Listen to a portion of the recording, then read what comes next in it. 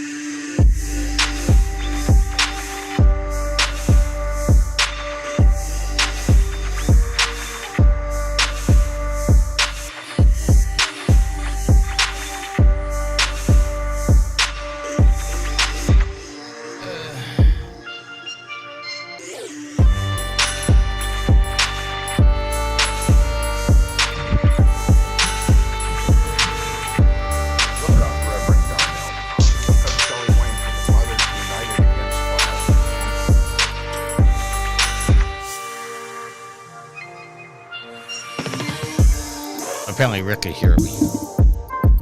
Rick, we're having problems. Well, no, because he said in the chat, he says, "Are you having problems, Tricky?"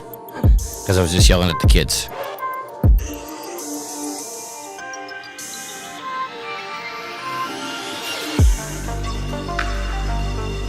I hope they can hear me. Can the chat hear me? Time to bring up the Twitch stream.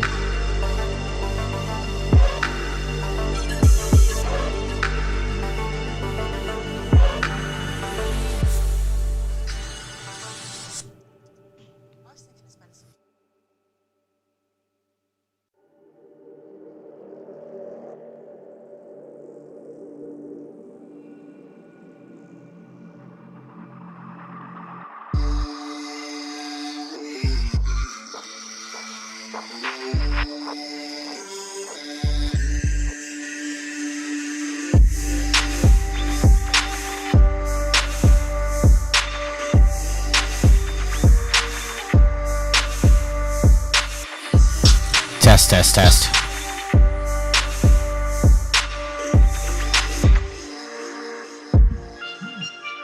All right, they can hear us. Rick, I'm not having problems with you yelling at the kids. Is Yield here yet? Well, when I opened it was just you and me in the windows, so I guess it's not. Yield is not here. Is he in the agenda? No, he's in the agenda.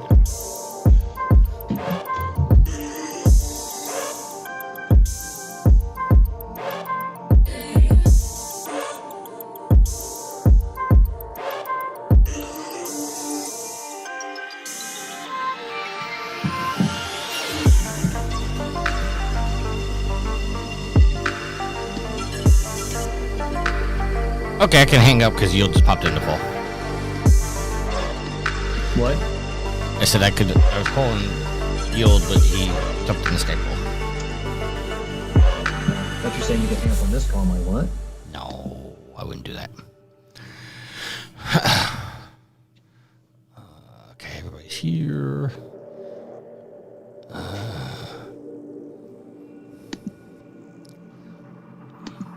Gotta fill out the Facebook page.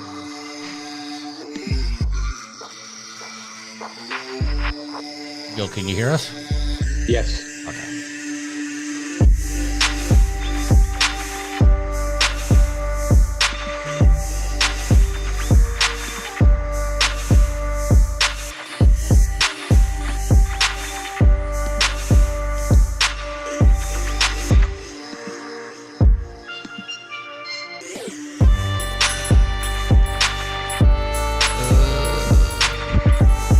Let me know when you gentlemen are ready.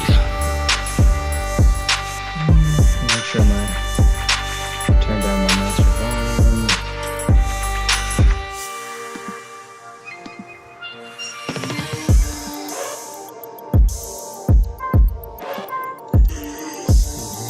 Alright, make sure it's the right settings.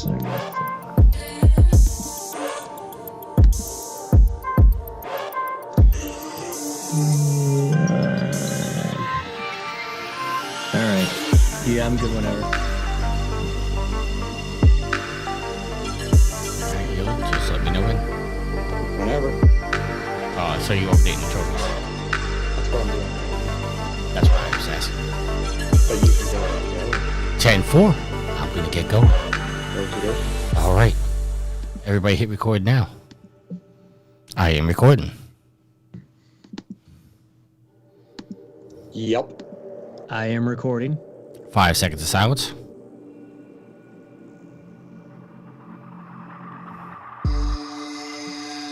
In 5, 4, 3, 2, 1. You are listening to Trophy Horse with your hosts, Tricky Mick, Alex, I Yield to No One, Steve. And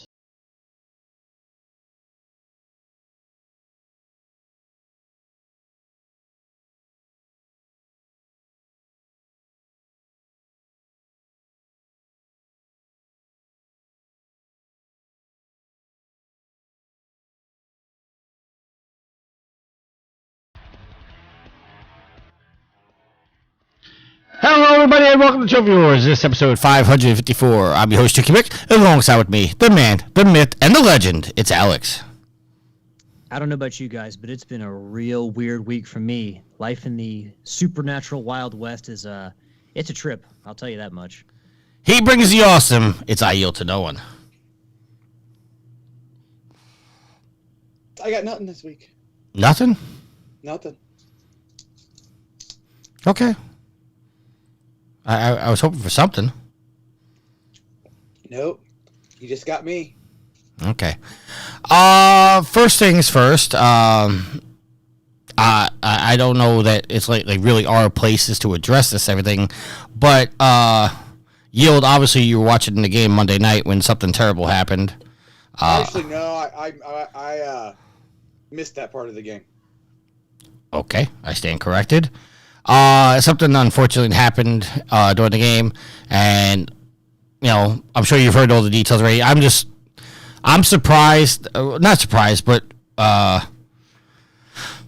appreciative that the NFL, looked at the fact that the player is more important than the game, and they went ahead and canceled the game entirely instead of continuing to play it. So Depends on what you want to listen to. Wait, hold on. Did they cancel the game, or were they going to reschedule it? they originally. They finally canceled it. Oh, I think it was late Thursday. Yeah, they officially said they're not going to restart the game. So, well, Yield, what do you, since you're more in the know about this, because I think this affects Cincinnati, what do you mean by it depends on who you listen to? Well, the going chit-chat was the league told them to play the game, and the players were like, no, screw you. And they're the ones that decided not to play the game. And then because there's a lot of chit-chat out there that the league told them 5 minutes, and we're playing the game. And then they were all like, nah, we're not playing this game today. Oh, you talking about the day of? The day of, yeah. Yeah, because I saw some of those reports too, because they said they saw players warming up and whatnot, and then the players just basically said, like, we're not continuing to play this tonight. Yeah. But I'm glad in the grand scheme of things they decided to cancel, and just, they made up a playoff scenario, which I can't even go into because I don't know how to fully explain it. Well, what's great is they have a rule in the rule book about something along this lines, and then they went in and changed the rules. They changed the rules. They changed the rules. What was the rule before? I can't exactly remember, but one of the Bengals players posted on Facebook, hey, look, here, this is the rules, as stated by the league. And then they went in and redid the rule, and then the competition committee voted on it, and then 25 out of 32 owners voted to approve it. They changed it on Friday. 10-4. I didn't know. But yeah, I just wanted to, say that, like, obviously, I'm not that big into football, but obviously that affected, me on some level because you never want to see a player get hurt. Because the hit didn't even look that bad. It just, I guess it was helmet to the chest, which caused it. And again, I'm speculating. Is that the official ruling? Because I have yet to see an official ruling. I know that's what people are speculating. Yeah, I haven't seen the official ruling, but it is good to know that he's up and awake and, he's breathing on his own and whatnot. So that is good news. Because initially he wasn't breathing. That's why he was transported off to the hospital. I know they did have to do CPR on him on the field for 9 minutes. But he got to the hospital, and the latest report that I saw was that he was up, breathing, and he was talking with his friends and family. So it also brings into perspective, we think about sports stars, and people generally look at athletes as overpaid. And some of the sports, you definitely can say that, it's not all sports are as dangerous as others. But you can see in the case of football players why they want guaranteed money, why they want certain guaranteed contracts, because stuff like this, their play time, the span of their career typically is less because they get pounded. Especially if you're a running back, you take a lot of punishment from big O linemen, big linebackers, and so you can understand when something like this happens why people want to make as much money as possible in the shortest amount of time because it's potentially dangerous. Also because this guy's a younger guy, and he went to cardiac arrest. Like, yes, not everyone is going to be in the same situation, but still, like when a younger person goes into cardiac arrest and almost dies, it's a wake up call for everybody. Absolutely. All right. Let's move on to our show. Let's get into the show properly. Yield, I got to get you Sid's new account because we're still updating the other one. But that's my fault, not yours. I've got it on my system. I just don't have it on PSN profiles where I can pull it up. I need to transfer it to there. All right. Well, I'll send you a link right now. Can we also look that up on the PlayStation app? What, his trophies? Yeah, if you got them on your friends list. Yeah, you could, but my phone won't cooperate until I upgrade my phone to the PlayStation app. 10-4. Upgrade your phone to the PlayStation app? My phone, the PlayStation app won't cooperate with my old phone now. Gotcha. I was a little confused about what you said. Okay, so the link for his new account's there. So we'll like I added him on my friends list. I just haven't. Understood. All right, so let's get into our trophy count. I I am level 808 with 23,594 trophies and 617 platinums. You'll have to give us how many new platinums is that this year so far? That's 241 new platinums. That's more platinums than I have altogether. I've gained 6,608 trophies and went up 123 levels. You're even so proud of yourself. You put it in the agenda. I just see that now with the plus, the numbers, the difference in what you've had since the beginning of the year. Well, I did that because I thought it would be funny to see how much I gained. Yes, the handcuffs are off, so I can be free. I did beat Sid's record for the most platinums in a day. I think his record was 91. I hit 107. I'm very proud of that. That's just knocking futz. That's just unnatural, you know? That's like cousins marrying. It's just unnatural. Oh, speaking of which, Tricky, I got a game for you. He says cousin married and you think of me? Yeah. I don't know if I like this. Not necessarily because of you. It's because of the best example I could think of at that time. I know, but the fact you say cousins married, that you hear Yield go, yo, Tricky. Go ahead, Yield. I'm sorry. So, my niece was over this weekend. Okay. And we looking through the PlayStation store. She was looking through the store, just doing her thing. We came across this game called Coffee Run, Coffee Fun. Coffee Run, yeah. Coffee Run. Oh, so you know about it? Yes. So I'll fill it in for Alex then. So we were this game struck our interest because it was like, well, that's a weird name for a game. So she clicks on it, and we're watching the trailer. And I kid you not, Alex. Before I think it was a minute 30, it may have been a little longer than a minute 30, trailer was over. We saw 10 trophies pop in this trailer. And I'm like, this has got to be a Rat Plat game. Because I'm sitting there counting. I'm like, that's 1, that's 2, that's 3. Holy. After like a third one, I start counting because I'm like, this is weird. So anyway, I pull it up on my phone. Trophy list for Coffee Fun. There are 11 trophies and 1 platinum. We saw 10 of those pop just in the trailer alone. I guess the only one that didn't pop was the platinum. No, the only one that didn't pop was complete a level and then the platinum. Oh, okay. Gotcha. But all the other ones I popped. I'm like, I gotta tell Tricky about this if he doesn't know about it. I know about it. I don't own the game yet because those games are like $5 a piece. Something like that. It was like $4 or $5 a piece. Yeah, $5 a piece. Is that too rich for your blood, there, Tricky Mick? Yeah, the most I spend on a Rat Plat is $250. Well, it's good to know you have some honor. I just saw that. I was just like, oh my god. So I looked up. I just looked up the tweet because when you update your trophies on PSN profiles, it sends out a tweet. A tweet that went out January 2nd. It said that I earned 2,546 PSN trophies, 102 platinum, 838 gold, 510 silver, and 1,096 bronze in 104 games. And that's and the tweet before that was getting the My Name is Mayo 3 platinum, so it's actually 103 platinums. I expected more ridicule from you guys. I really expected you guys to go after me for this. We're used to it. It's just, whatever, man. Game how you want a game. It's been a year. I might be disappointed in you, but you just go do you, boo. Wow. Yields I think I'm gaining Yield's approval now. He's just too much over my shenanigans to give me. He's just tired of saying the same old thing and relaying the same old disappointment. By this point, you know it's coming. Honestly, Tricky, I don't care what kind of games you play. What really gets under my skin is when you're like, I'm the best gamer ever. There you go, Alex.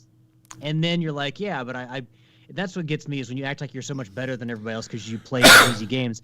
I don't care what you choose to eat. I don't care what you choose to play.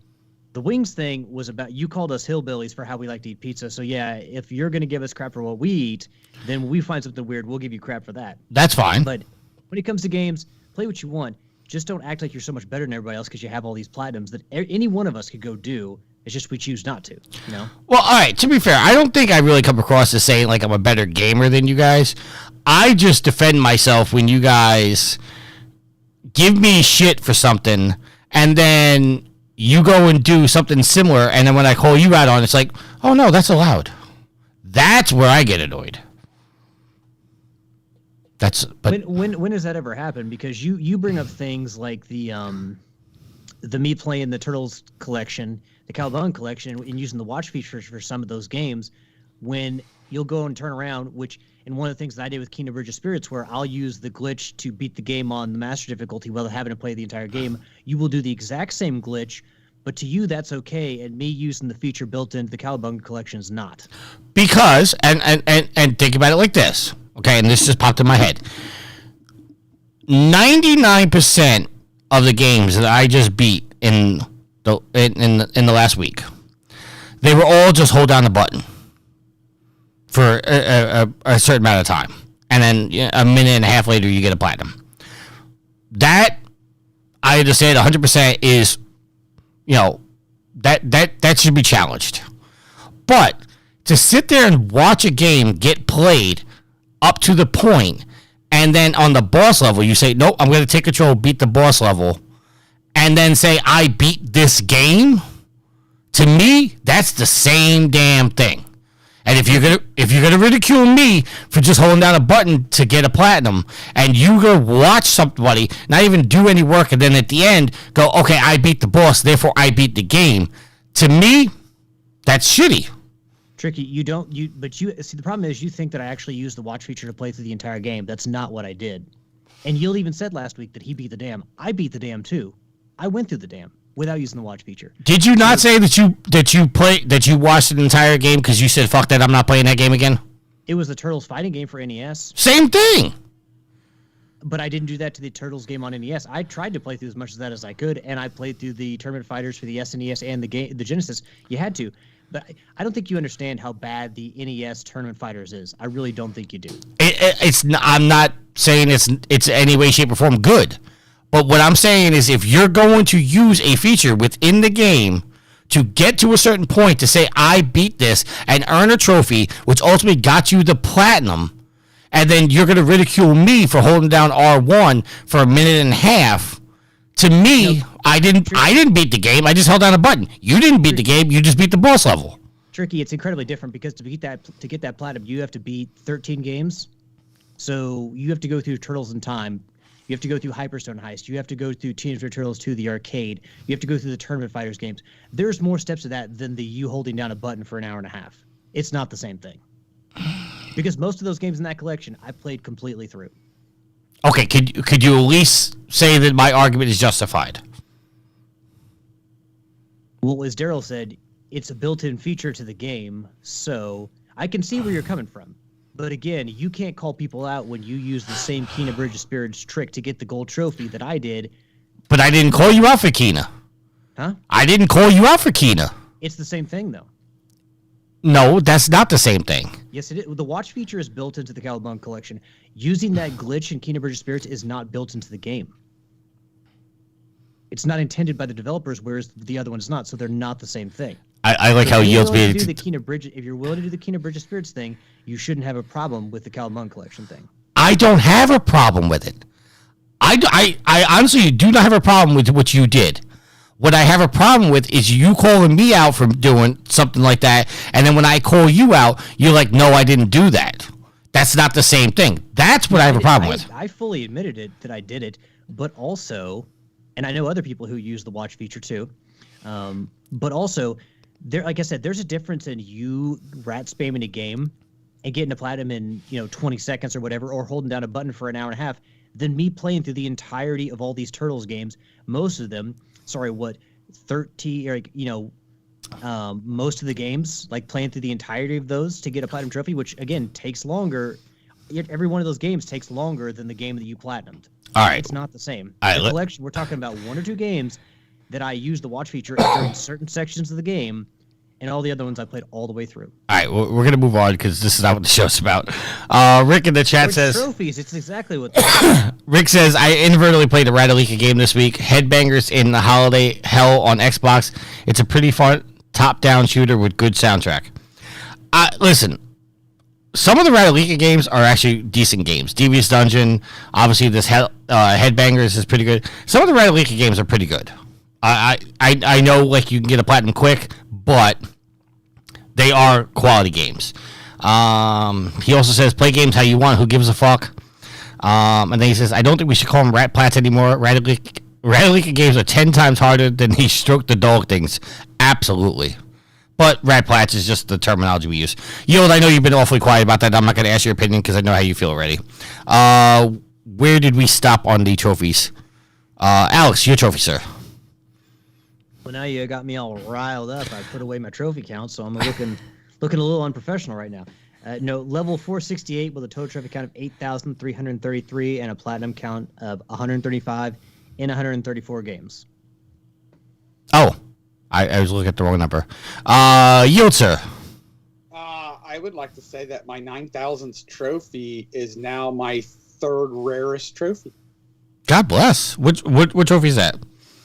Protein in Deep Rock Galactic. All right. And I just looked it up, and when I end up getting the platinum in Deep Rock Galactic, that will be my rarest trophy. Ever? According to PSN Profiles, my rarest trophy is a 0.93 platinum for Starhawk. And Deep Rock's platinum is a 0.69. Oh, that's actually rarer than my most rarest platinum, which is for DCUO. Yeah. All right, so what's your total count, sir? So I am currently rolling around a level 484 with a trophy count of 9018 and a platinum count of 161. All right. And Sid is level 435, total trophies of 5,326 with 146 platinums. All right. So, as you guys know, we started the rarity contest with Garrett. He has a list that he gave us. I don't exactly know how to go through this, so I'm just going to give you the total points. Right now, Mark Frazier's winning with 58 points. Garrett is a step behind with 57 points. I don't know who this next person is because it's a little blurry. Hold on, let me see if I can bring it up my phone. They have 40 points. Give me 1 second. This picture's a little blurry on my phone. On Facebook, isn't it? On the Facebook, I'm sorry. Oh. Well, no. I'm just looking because I was going to try and find it. Yeah, it's in the Trophy Looting group. Trophy Looting. Because I saw it earlier because I was like, oh, I'm like top 5, top 6. All right, I got it. Let's see if it's not blurry on this end. 1, 2, 3. Meese Goats a lot. Yes. With 40 points. You got Nitro with 31. You got Alex with 26. You got Joe with 26. Yield, you're at 22. Rick is at 19. Dupes is at 19. CJ is at 16. Homer has 16. The Brain has 4. Sadak, who I don't know who that is, they have 3. I have 1 point. And the rest, let's see. Kalai has 0. Zach, the Bearded Nerd, has 0. Jared has 0. And both Resident Daryl and JT are at -3. So, the way the points are going on this, you get 10 points for every ultra rare that you increase. You have 5 points for every very rare that you increase or lose. Rare increases, you go up by 3 points. Uncommons, you go up by 1 point. And commons, you get 0 points. I would like to say that I kind of rocked the common category this week. Obviously. I went up 6,611 common trophies. And the next person next to me was CJ he went up 1,549 common trophies. Well, wait, hold on. Common trophies help you in what way? Do they actually help your count? Your No, score? they are 0 points. Okay, that makes sense. Yeah. So just to give you an example from mine, I have 1 point, but I had an increase in a very rare trophy, which I don't know what that is. I don't know which one that was. I don't think we could actually track to see which one that was. But 4 of my uncommon trophies went down to common, so I lost 4 points there. So I have a net balance of 1 point. Does that make sense to you, gentlemen? Yes. Okay. Yeah, this thing's going to ebb and flow all year depending on what game you play. Yeah, I mean, in reality, and I said this on, I think I said this on last week's show, and I said this on the episode that Yield was upset he wasn't on. All these counts, it's really not going to matter until December 31st. You can get trophies and hope they go up, go down. A couple,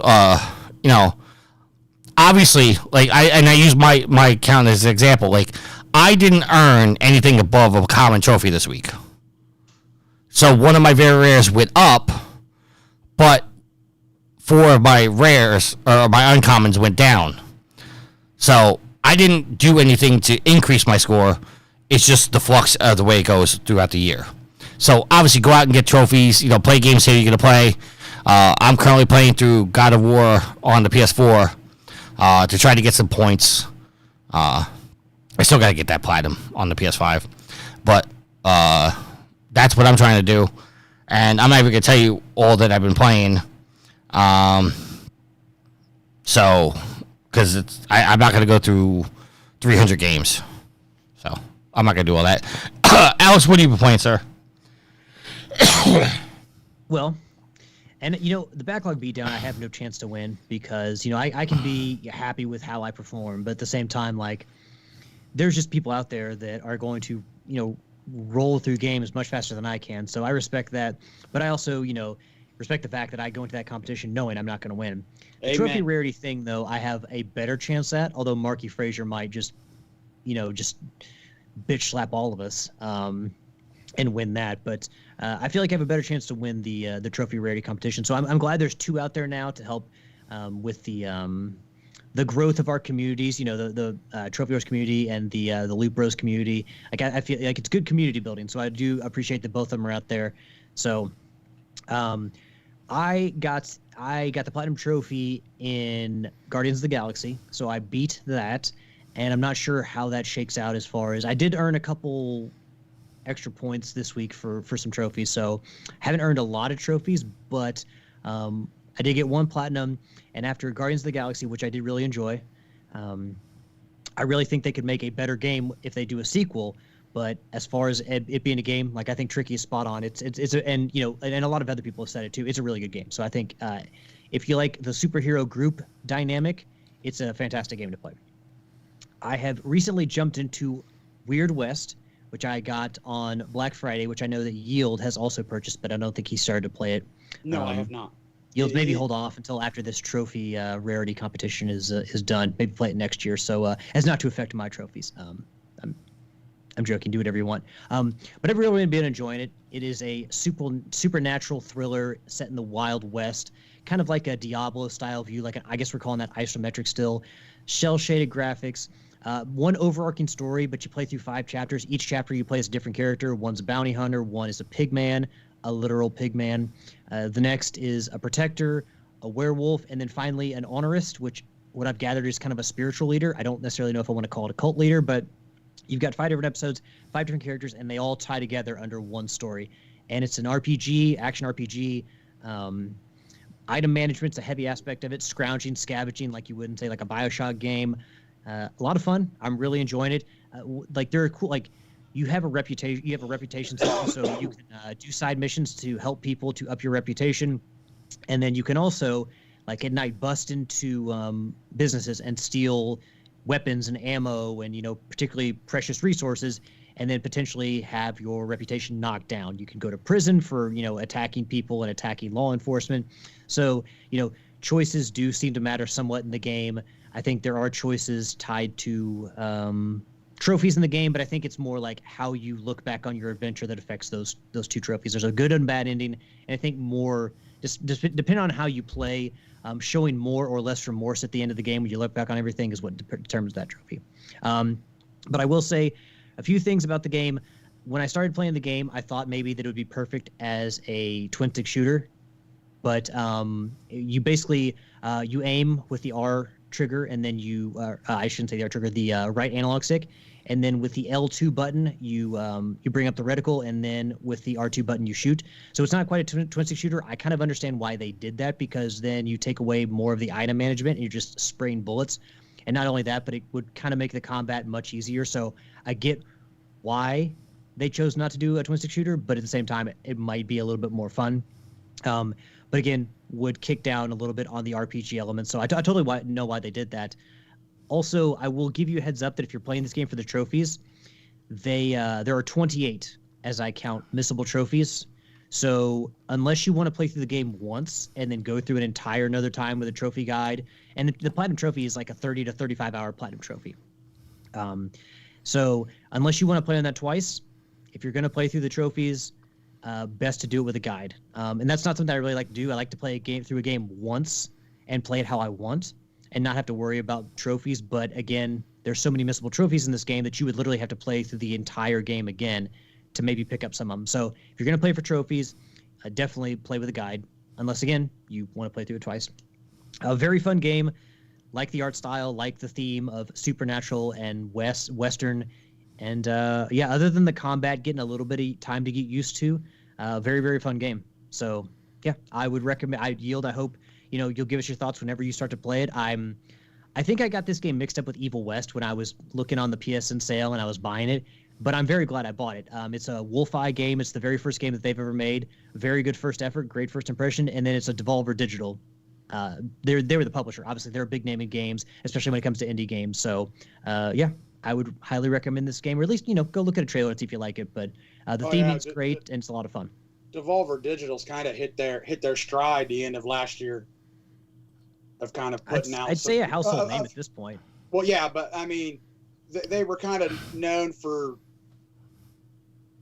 I'm going to say junk, but that's really not the right word I want to use. Lesser known indie games. And then I felt like they hit their stride towards the end, middle to the end of last year, where they were putting out Weird West.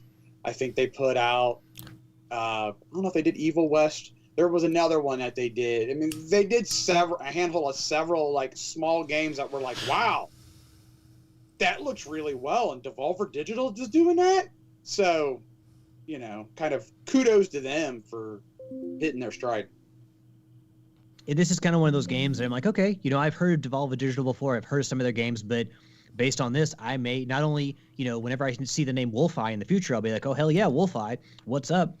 I may go back through Devolver Digital's back catalog and see what they got going. So if there's any listeners out there that have Devolver Digital picks that I should play, let me know. All right, Yield? So I've been playing a little plethora of stuff. I played some Diablo 3 Reaper of Souls with Homer, the Brain, and Prepare to Die Scum. I've been playing through Shadow of Tomb Raider, which I've enjoyed this last installment, but there have been parts in the story, kind of like combat parts where you're going up against Trinity, where it feels like it takes away from the story without giving away too much. It's just like, I agree with you. This like, I just did a point of a combat section against Trinity, and then we're back, and I'm really enjoying the main story, and then we're back to the main story, and I just kind of looked over at my wife and went, that whole combat part was unnecessary. And I hardly ever do that live. I kind of just like, okay, that didn't feel right. I literally at that point was like, this point of the story was nonsense. It didn't need to happen. Anyway, that's just a little gripe I have with the game. Other than that, I am thoroughly enjoying it. Fired up A Plague Tale: Innocence. I'm really enjoying that so far. I've been playing some Deep Rock Galactic, obviously. Where am I? 2 trophies. Well, 3 counting the platinum away from getting the platinum, but it's still going to be a while. I still have to get all 4 dwarves to gold level, and they are all now at silver level. And I've been playing some Farm Simulator. Played some Jackbox Party 7 the other night with a couple of my, with the Brain 76, a couple of my nephews and one of my nieces. And I think that's it. All right. The only thing that I will tell you that I was playing is obviously been playing God of War PS4 and some Division 2. I just got a hankering to play God of War on the PS4. I don't know why. I just wanted to go back through the story, and I figured if I'm going to go back through the story, I might as well get some trophies for it. Might as well. All right, so let's get into our topics. I'm going to tell you this first topic. I don't know how much stock we should put into this because I think this is... Well, I can tell you, I saw this about an hour before we recorded. Right. Actually, I didn't see that it was in the agenda. Okay. I saw it in the Facebook group. Troy commented on it, and that's why it showed up on my Facebook feed. And then so I looked over it, and I flipped my console. Did you really? Because you have your standing up? I don't want to take that risk. I've had mine vertical since I bought it because one, I don't have much room where I have my consoles because I still have my 3 hooked up. My 4 is still kind of my primary console, so I had the 5 in the middle and I had it vertical.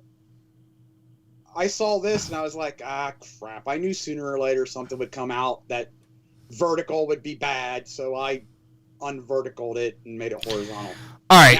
Now it's all a mess. All right, so if you don't know what we're talking about, an article came out, and I'm taking this one from techspot.com, and is written by Cal Jeffrey. The headline is, mounting your PS5 vertically might lead to catastrophic failure from liquid metal leakage. Fuck me.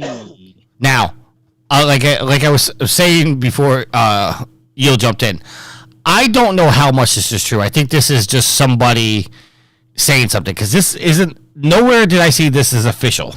But with that being said, the article says, PSA, stop what you're doing and go turn your PS5 on its side. It's been discovered that the liquid metal used for cooling can potentially leak and fry the motherboard. There have only been a handful of cases reported, so should you take the chance, or is there not enough evidence for this to become a real problem? So before you continue, Tricky, let me say that with every rumor, there is an ounce of truth in it. Well, okay. I was going to wait until I got done with the article, but is this possible? Absolutely. Absolutely. But is this such a widespread problem that I should have been seeing this on my feed for 50 times in the last week? I don't know that. But you know what? For someone like me, and you, everybody can do however they want it. I've wanted to put my console vertical since the 3. And I've ended up laying them all horizontal because eventually there's something wrong with putting it vertical. And I was really hoping that this wasn't the case. Well, okay. The price that you drop for these consoles, 2 or 3 of this happening is enough for me to go, I'm not going to risk it. Well, and that's just me. In the PS2 and the PS4 days, it would say don't do it vertical because it scratches the disc. Yeah, the magnet would eventually weak, and then your disc would wobble, and it would scratch the disc. So I will tell you, I've had my PS5 vertical since the day I've had it. Now, I'm not going to wood because I don't want to jinx myself, but I've never had a problem. Knock on wood. But I've never had a problem. All right, well, so neither have I. Like I said, I had mine vertical since I pulled it out of the box and fired it up. But I saw that and I was like, why take the chance? Yeah. Yeah. Why chance it? So I flipped the stand around, laid it flat, and I'm like, now I gotta figure out where I'm gonna lay my controllers. All right, so it says the PlayStation 5 is vastly different from any other PlayStation to date. It's white, which we haven't seen since the miniaturized PS1, and of course, it's much more powerful. It's also comparatively colossal in size, but one thing has remained consistent since the PS2. Users can put it horizontally or vertically, or so they were told. Sony's stand that comes in the package for the marketing materials display in the PS5 in both ways. So it's more than safe to assume that either mounting position is acceptable. The console is so large that the most practical position for me at least is vertical. I know I'm not alone too. A quick Google search image shows that the most images posted to the internet have to be in its lowered position, so it may shock many users that this may be the risky way to put your PS5. A console repair tech who goes by the YouTube handle the code with the 3 as the E posted a video last September showing the PlayStation 5 he received for repair. The console will not power on, so he opened it up, removed the motherboard, and checked each component to see how the voltage was flowing. He was getting bad readings, but physically everything looked fine. He decided to pull up the shroud around the APU to check for damage, and that's where he found liquid metal had leaked from its enclosure and shorted the contacts on the bottom of the APU. At that time, it seemed like an isolated incident. The coder has not seen a case like this before, and neither has anyone else. However, since then, at least one other instance of a leaking APU has been reported. The coder calls it a major faux pas by Sony's design team, and it would seem that when mounted vertically, the alloy between the APU and the heatsink, which remains liquid at room temperature, can dribble out over time due to gravity pulling it to all to one side of the housing. Horizontally mounting the console alleviates the issue since the liquid metal is allowed to rest uniformly across the APU. Now, I'm not going to go through the rest of this because it's just basically saying that, but the article does say Sony has not officially acknowledged the flaw yet. Now, I'm only going to say this because this is me personally. This sounds like an isolated incident, like something went wrong when that particular console was being assembled. That happens in every product on the market. I don't know that this is a widespread problem, but like Yul says, better be safe than sorry. Alice, I'm going to go to you since me and Yield have already spoken on this. Well, I've had my PlayStation 5 vertically since the day that I got it as well. It's still vertical. I plan to, like Yield said, when you pay so much for these consoles, something like this, I don't care if it's one or two cases. If there's a chance, I'm making sure there's not. I'm making sure there's not a chance. You know what I like better than 1 or 2%? 0%. So I will find a way to turn this thing on its side. But it just fits better into my console space. I've got vertical, in our bedroom. It does. I've got an entertainment center with an SNES. I've got the SNES Mini, or the classic SNES, I should say, and I've got my PlayStation 3 in there. So there's not a lot of space for me to. It can't fit in the actual thing. So the TV is so big that it can't fit underneath the TV. So I'm gonna have to find out a way to configure this thing. It's gonna look goofy as hell, but it's better to be safe than sorry. So I have it vertically. I'm going to change it to do horizontally. I've just got to figure out how that's going to work. But yeah, I wish Sony, if anyone, Sony has to see stuff like this. So it'd be nice if Sony would come out and confirm or deny this and say, hey, this is the best position, because they've shown it in two different configurations, Sony officially. So if one is better than the other, I wish Sony would just say that or confirm that, yeah, this can happen. We've looked into it and we're sorry. Going forward, PSA, if you don't want this to happen potentially, even if it's a small percentage, just do it this way. It would be nice to hear from Sony, but we may never get that. So yeah, because I'm looking on the Sony website right now, and they show it vertically. Yeah, well, and I agree with Alex. It would be nice if Sony would come out one way or another. I mean, even if they come out and admit it, I'm not going to look bad on Sony. I mean, if you come out and go, hey, they're right, it's a very isolated incident, but it can happen, I think it would do the community good, instead of just sitting back and not saying nothing and then wait until it becomes a big problem and then come out and try to address it. For me, get ahead of the curve. But yeah, mine went flat, or mine went horizontal, which is disappointing. I liked it vertical. Yeah, my thing is I did try to put it horizontal one time because when I went to work and brought my PS5, just for shits and giggles, I tried to put it horizontal, and to me, I never could get the stand, the stand that it comes with. I never could get it to sit where it didn't wobble. So I was able to slide it in the first time. Maybe I'm just putting it wrong because I didn't look it up. I was at work and I was just like. Let me see how I can put the stand on here, and it wobbled. I was like, you know what? At least vertically, it's standing up. And you don't even need the stand to keep it vertical. So let me tell you real quick then. So when you flip it horizontal, okay. Now this is with mine. I have the disk drive one, so it might be different for the non-disk drive one. But you take your stand and you reconfigure it. Okay, so you spin it almost a quarter of a turn, whichever way it'll spin. Right. Okay, and then you take it and the PlayStation logo, at least for me, was in the back right corner. So from that position, you should look at the bottom fin of your 5, and okay. There should be a stretch of, I don't know, 3 inches, maybe 4 inches of the cross, square, circle, triangle logos across the bottom fin. You're supposed to put the stand in at that section and kind of the fins that would help hold it vertical. You lock those fins into that bottom fin at that area of the symbols. But like I said, that's with mine disk drive. I don't know if the non-disk drive is the same or not. I just Googled how to set 5 vertical, and this video popped up, and it's like, here, you just do this, and I'm like, you mean how to set it? You mean how to set it horizontal? Yeah. Or yeah. Sorry, how to set it horizontal, and it was like a 1-minute video, and I'm like, oh wow, and yeah, sure enough, it was that easy. Yeah. Rick wants to know: did Yield just call X cross? Yeah, I did. Well, technically, that's the official term, so I'm not gonna. Official term. I was being official, Rick. He says, "I know that's what somebody says it's called, but they're wrong." I don't disagree with you. I call it the X button. Yeah. So I'd rather be safe than sorry. Just lay it horizontal. Don't keep it vertical. That's what I did. Next topic we have coming from IGN and written by Ryan Dinsdale. Sony has announced that the PlayStation 5 console has now surpassed more than 30 million units sold, and that the console shortage is now essentially over.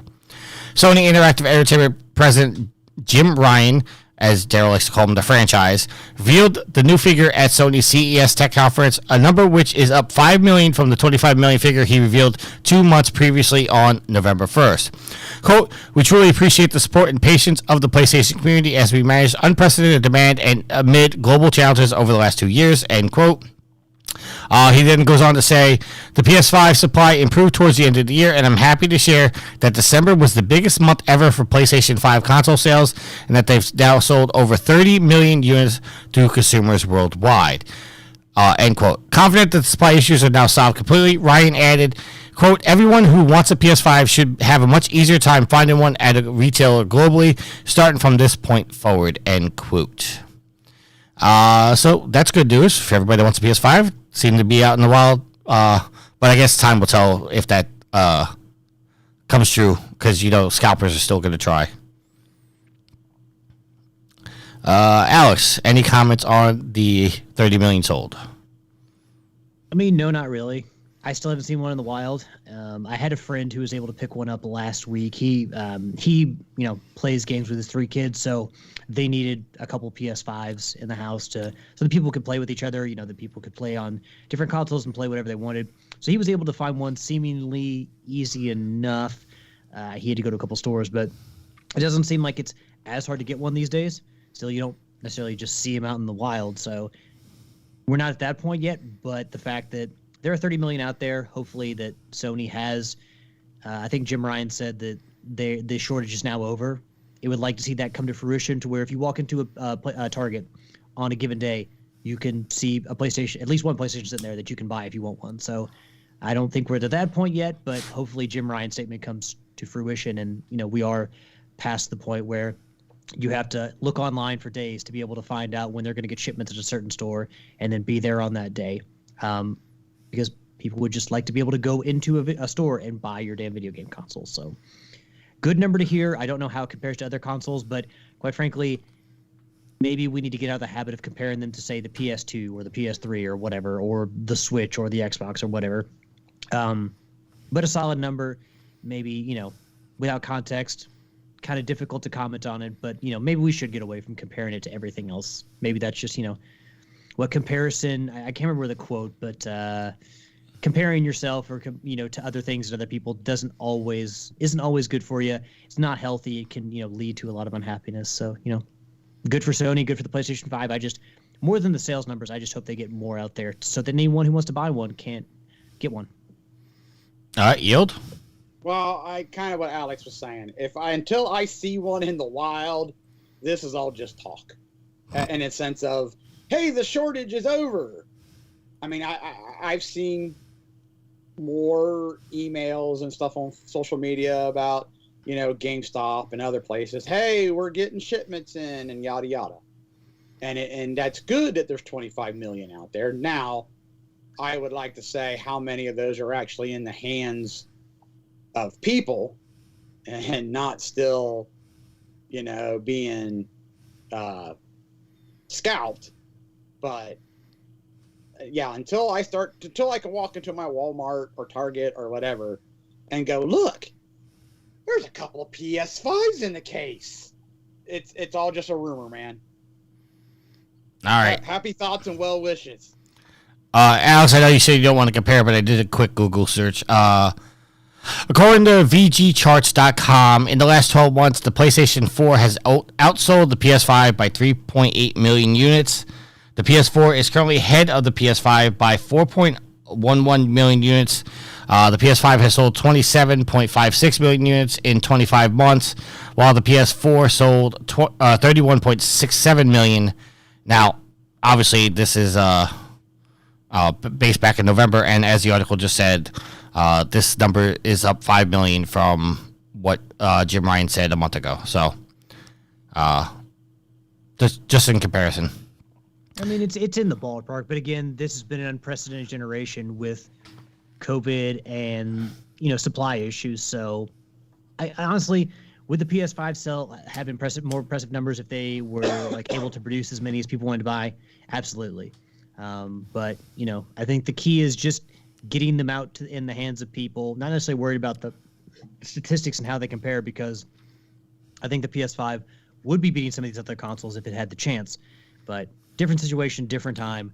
But as long as Sony is just getting them out there, that's what's key. All right. Moving on to our next article. It was written by Logan Plant over at IGN. PlayStation has revealed a brand new accessibility controller kit in development for the PlayStation 5, and its code name is Project Leonardo. Revealed on the stage at CES 2023 and later detailed in the PlayStation blog, Project Leonardo is designed to, quote, remove barriers to gaming and help players with disabilities play more easily and more comfortably and for longer periods on the PS5. That's an end quote. Sony said the new controller was developed with contributions from accessibility experts, community members, and game developers. Project Leonardo includes a kit of swappable components, including a variety of analog stick caps and buttons in different shapes and sizes. On the PS5, players will be able to customize their gaming experience with the button mapping, where the controller's buttons can be mapped to support any supported function on the controller. And players can map up to 2 functions onto the same button. The PlayStation 5 will also include up to 3 controller profiles where players can store their preferred settings and easily switch between them. Project Leonardo can be used on its own or paired with an additional Project Leonardo or DualSense controller.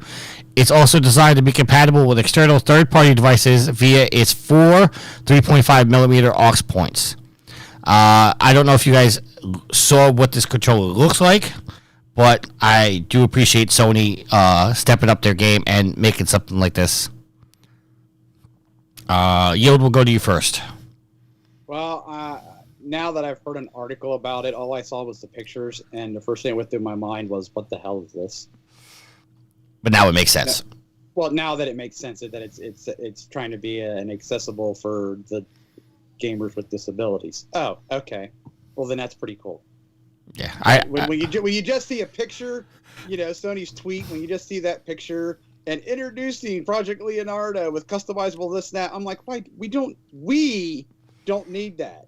But then when you read the article and you see why who it's shopped to, it's like, oh, well then by all means. All right, Alex. Yeah, a little bit of different comparison here, but at work, at Whole Foods, we have a number of different yogurt options for people to purchase, and you have people who come in and they complain about the number of choices that can be made, Choice is not a bad thing, obviously. But, I think in my head whenever people complain about this, because sometimes with some people, it's like they want to have one yogurt option that they can just buy, and then that makes their life so much easier. But it's like, there are different flavors of yogurts. There are different types of yogurts because everyone has different dietary needs. There's a wide range of needs for people these days, and this wall gives them options when it comes to buy in and make their food selections. Same thing, a little different, yes, but it's kind of the same concept with a controller in that, we may not need anything other than the DualSense that comes packed in with the PlayStation 5, but there are people out there. Sony is trying to expand gaming to more people, as other companies are doing. But when it comes to the platform holders, Nintendo and Microsoft and Sony, I think Sony seems to be doing the best job at this because you see it in their games and the options for accessibility in like Horizon Forbidden West, in God of War Ragnarok, which God of War Ragnarok actually won the award for that at Game Awards. But you see Sony as a continuation of not just in their games, but also in their controllers, making games more accessible to other people. That is fantastic. So while I may not necessarily need this controller, somebody out there, it may give them the opportunity to play games when they didn't have the opportunity, or it may make their gameplay experience that much better because it's a better fit for what they're capable of. And that's a good thing. Like opening up accessibility to other people is a good thing. And it's worth noting, Xbox is coming out with their own adaptive controller for the same thing. So, I mean, obviously, both industries both console manufacturers are stepping up the games to make sure everybody can be included, and that's never a bad thing. So, all right, moving on to our next topic. This one's a little confusing to me. Rick says Xbox One's been out for years. I thought it was still being developed. I apologize if it's been out for years. Okay. This is coming from Ryan Dinsdale over at IGN. Hitman 3 is being rebranded as Hitman World of Assassination, with the entire trilogy's content being streamlined and packaged into one game. Announced in a blog post from developer IO Interactive, World of Assassination will become the only modern Hitman game available to purchase as of January 26th, as Hitman 1 and 2 are both being removed from storefronts. Those who already own Hitman 3 will get an upgrade to the new game for free. If you don't already own Hitman 3 on PC or Steam Deck, for which it's verified, and want to get the new package cheap, it's currently 65% off in the Steam Winter Sale. World of Assassination will otherwise cost around $70, and it includes what was previously known as Hitman 1 Game of the Year Access Pass, which is essentially all the content from the original game, Hitman 2 Standard Access Pass, all the main content from the second game, and the Hitman 3 base game. An additional World of Assassins Deluxe packs can be purchased for $30, which adds the remaining bits of DLC included in the Hitman 3 Deluxe package, the Hitman 3 7 Deadly Sins collection, and the Hitman 2 Expansion Access Pass. Those who already own this content won't have to pay anything extra for the rebranded game, and those who own some but not all of the content will be able to purchase the remaining pieces individually, similarly to how it works currently. Players who've purchased Hitman 1 or 2 will also be able to access and play the games despite their removal from the storefronts. So, Alex, we'll go to you first. Is this a smart move by IO to basically remove 1 and 2, repackage it with 3, and sell it as a complete package? So,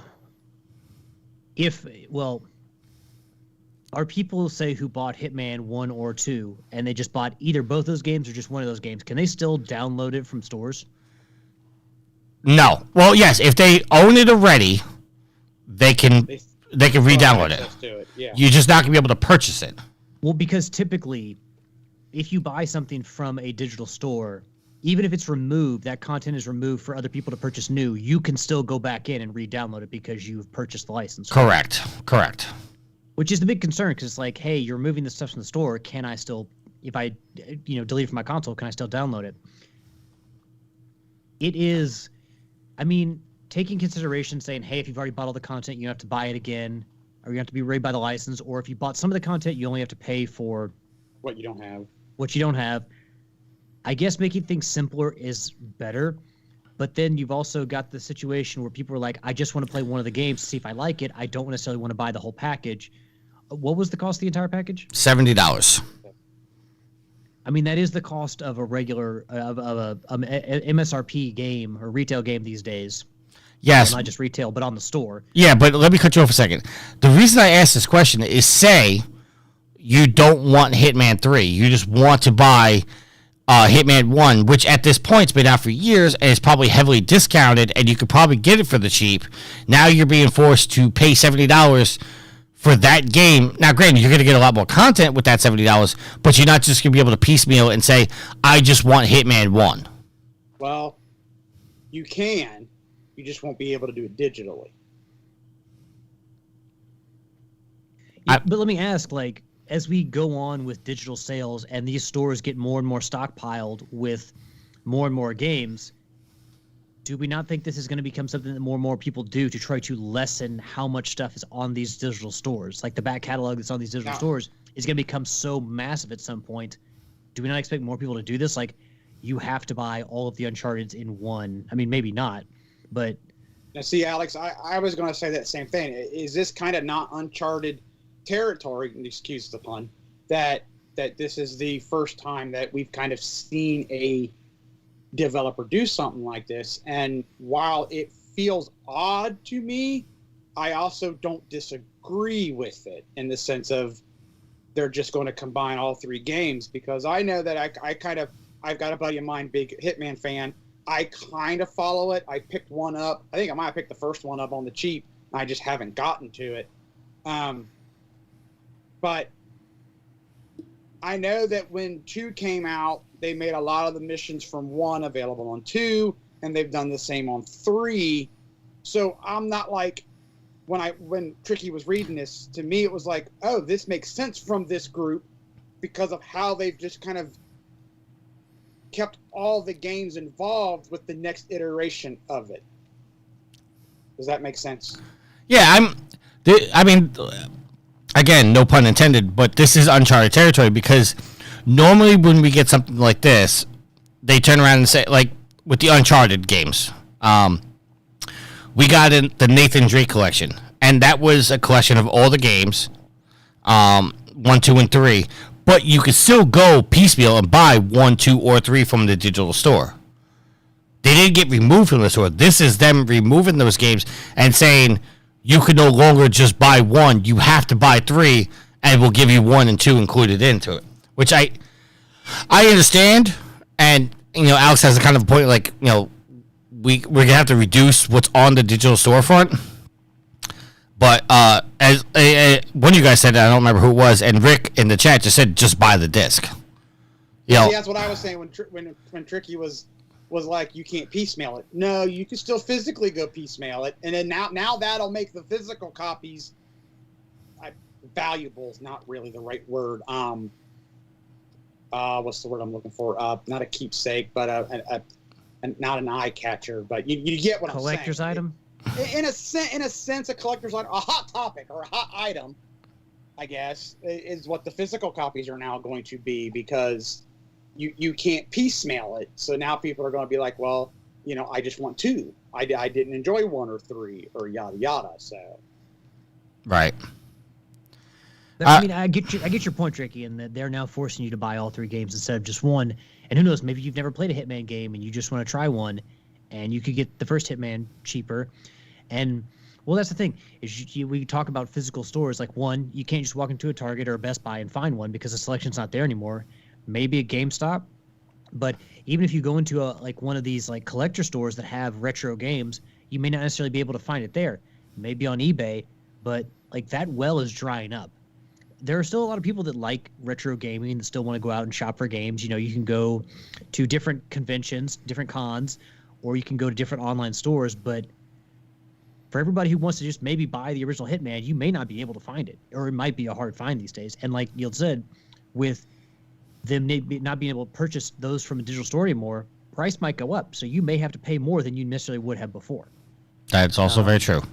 Not a great. I mean, so I understand that. Yeah, hey, maybe we got to clean up how much is on the digital storefront, but this is also something the game makers need to be aware of, so that they're like, hey, let's completely get digital out of retail, or let's get retail to dry up so nobody can buy discs anymore at like Target and Best Buy, and then force them into digital. And later on down the road, it's like, oh wait, well, you can't buy this game anymore. You got to buy it's a trilogy, so you got to buy the entire trilogy instead of the one game. So people need to be thinking about these things before we start moving further. Agreed. All right. Okay. I'm just trying to keep track of everything here. All right. Last topic we have before we go into our topic of the week. I'm sorry, boys, but we have to address the merger again. Do we? We have to. Did Microsoft admit defeat? Kinda. Kind of. Okay, because unless it was like somebody throwing up the white flag, I just go to the topic. All right, I'll try to make this as painless as possible. Thank you. This is coming from ArsTechnica.com and is written by Kevin Purdy. Microsoft has amended its response to the FTC's suit trying to halt a $69 billion purchase of Activision Blizzard, no longer claiming the FTC is unconstitutional by nature and denying the company its Fifth Amendment rights.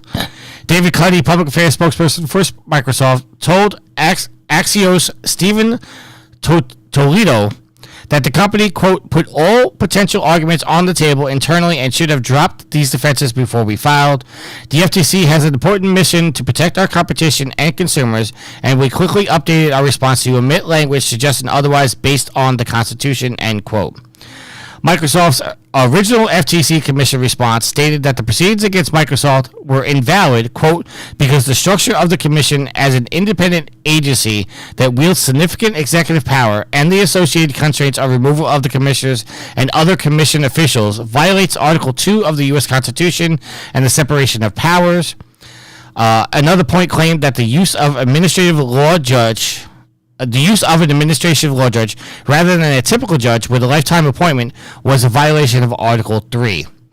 Building on those claims, Microsoft had claimed that the FTC's procedures and the nature of its administrative proceedings and the Commission having perpetually, quote, prejudged the merits, end quote, of its case, Microsoft rights due to due process under the Fifth Amendment were violated. So that's all I'm going to go into this. But Microsoft, it sounds like they're not arguing with the FTC anymore and just letting it go through. With that being said, that's where we're going to keep this conversation limited to. Yield, I'll go to you first. I've totally lost it what they were saying. That was a lot of big words. Okay. I need it dumbed down for us dumb people. Okay, simplified. When the FTC stepped in and said that they were going to investigate the merger, Microsoft responded saying that the FTC didn't have a leg to stand on because what they were doing was violating their rights under the Constitution. They're now reworded and saying that they were wrong, that the FTC has a duty to do this, and that they were wrong for going against the FTC and making their comments publicly saying the FTC should not be doing this.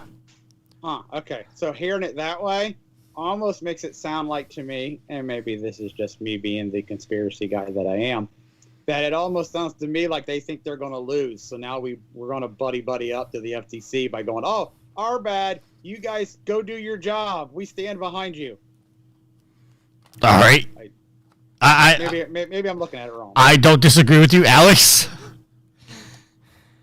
I don't necessarily know it's that, but I think, I mean, if you spell bullshit, call bullshit. But I don't know if saying to the FTC, hey, this is unconstitutional. I don't know if that was necessarily the smartest move by them. Because to me, that's going to make the FTC look harder. I mean, I would if somebody tells me, oh, you don't have a right to be here. Oh, so now you're hiding something. I need to look even harder. Latin Legacy's in the chat saying he's come to see the skill, so boys, don't let me down. Let's show him the skill. We've already blown our load there, Latin Legacy. We've shown the skill. We already read our trophies off, so there's the skill for you. Yeah. I mean, I don't fully agree with Yield, but this does sound like they know something. It's like, all right, we have to stop fighting this because the FTC is going to go against us. So let's be buddies with them now, so we could potentially have this go through. Let's quit rocking the boat. I don't know if they're trying to play nice or whatever, but I think that maybe they realize that I'm sure that Microsoft is tired of fighting this. They're real tired of it. And maybe they realize that the unconstitutional thing was a little bit too far. And they're like, hey, you know what? We went too far with that. We apologize. We're obviously going to cooperate with everything. And we're, any questions there that or concerns there are, we will be happy to address them. But I think they just realized they went a little bit too far with the unconstitutional thing. All right, hold on. And that could be too. All right, hold on one second. Test. Latin Legacy said the audio levels were off. I think I might have raised my volume by accident. All right, so hopefully this is all fixed. Yeah. All right, get back to the conversation. I'm in agreement with you guys and saying that I'm fucking tired of talking about this merger already. Like, something's got to happen either way. Either Pass it or shoot it down. Yeah, it's the more. I think the reason why we keep talking about it is because it keeps popping up in the news, and I think the reason it keeps popping in the news is because it's such a monumental merger that it gains. It could have major implications in the game. Correct, and I think that we need to address that, but at the same time, I'm like, okay, I'm tired of talking about it. This is enough legal talk. Let's get to the facts. And is this going to go through? Is this not going to go through? And that's where I stand at this point. So, all right. So at this point, we go to our listener questions. Hold on. Latin Legacy says, the merger is going to go through, but this is normal for any merger where the amount being spent is that high. It's just being noticed more since it's in the field you guys are a part of. I think that's fair to say. Yeah, I would agree with that. But I don't understand is if Microsoft is willing to offer these contracts for so number of years with Microsoft and with Sony and Nintendo on the specific game that seems to be the biggest concern, because really no one's saying, well, they're going to have they're going to have Starfield as an exclusive. We can't have that, or any other of Activision's games. They're not saying, oh, WoW is going to be exclusive to them, or maybe we'll never get a PS3 WoW or a PlayStation WoW, which may never get into anyway. It may just be a PC thing forever. But it's all centered on Call of Duty, at least for Sony. And I would think by now you have, Sony's not even arguing Candy Crush, and Nintendo's not even arguing at all. By now they should have more than enough evidence and to look through this and approve it, yay or nay, because it's been going on for. It may be standard, but my God, it's coming on to a year, because by the end of last January, we had this acquisition had come up, and also Sony's acquisition of Bungie. That's coming to the year anniversary. So by now, do we not have enough evidence to pass this or knock it down? It'd be nice if this could happen a little faster. All right. At this point is when we go to social media, but we didn't get any questions, but that doesn't mean that we can't. Time to check my social media, yeah. All right, and I did not hear from Sid, so I don't know if we're gonna have a Sophie's Trophies, but if we do, as a matter of fact, that's what I was doing. What's that? I was checking my social media.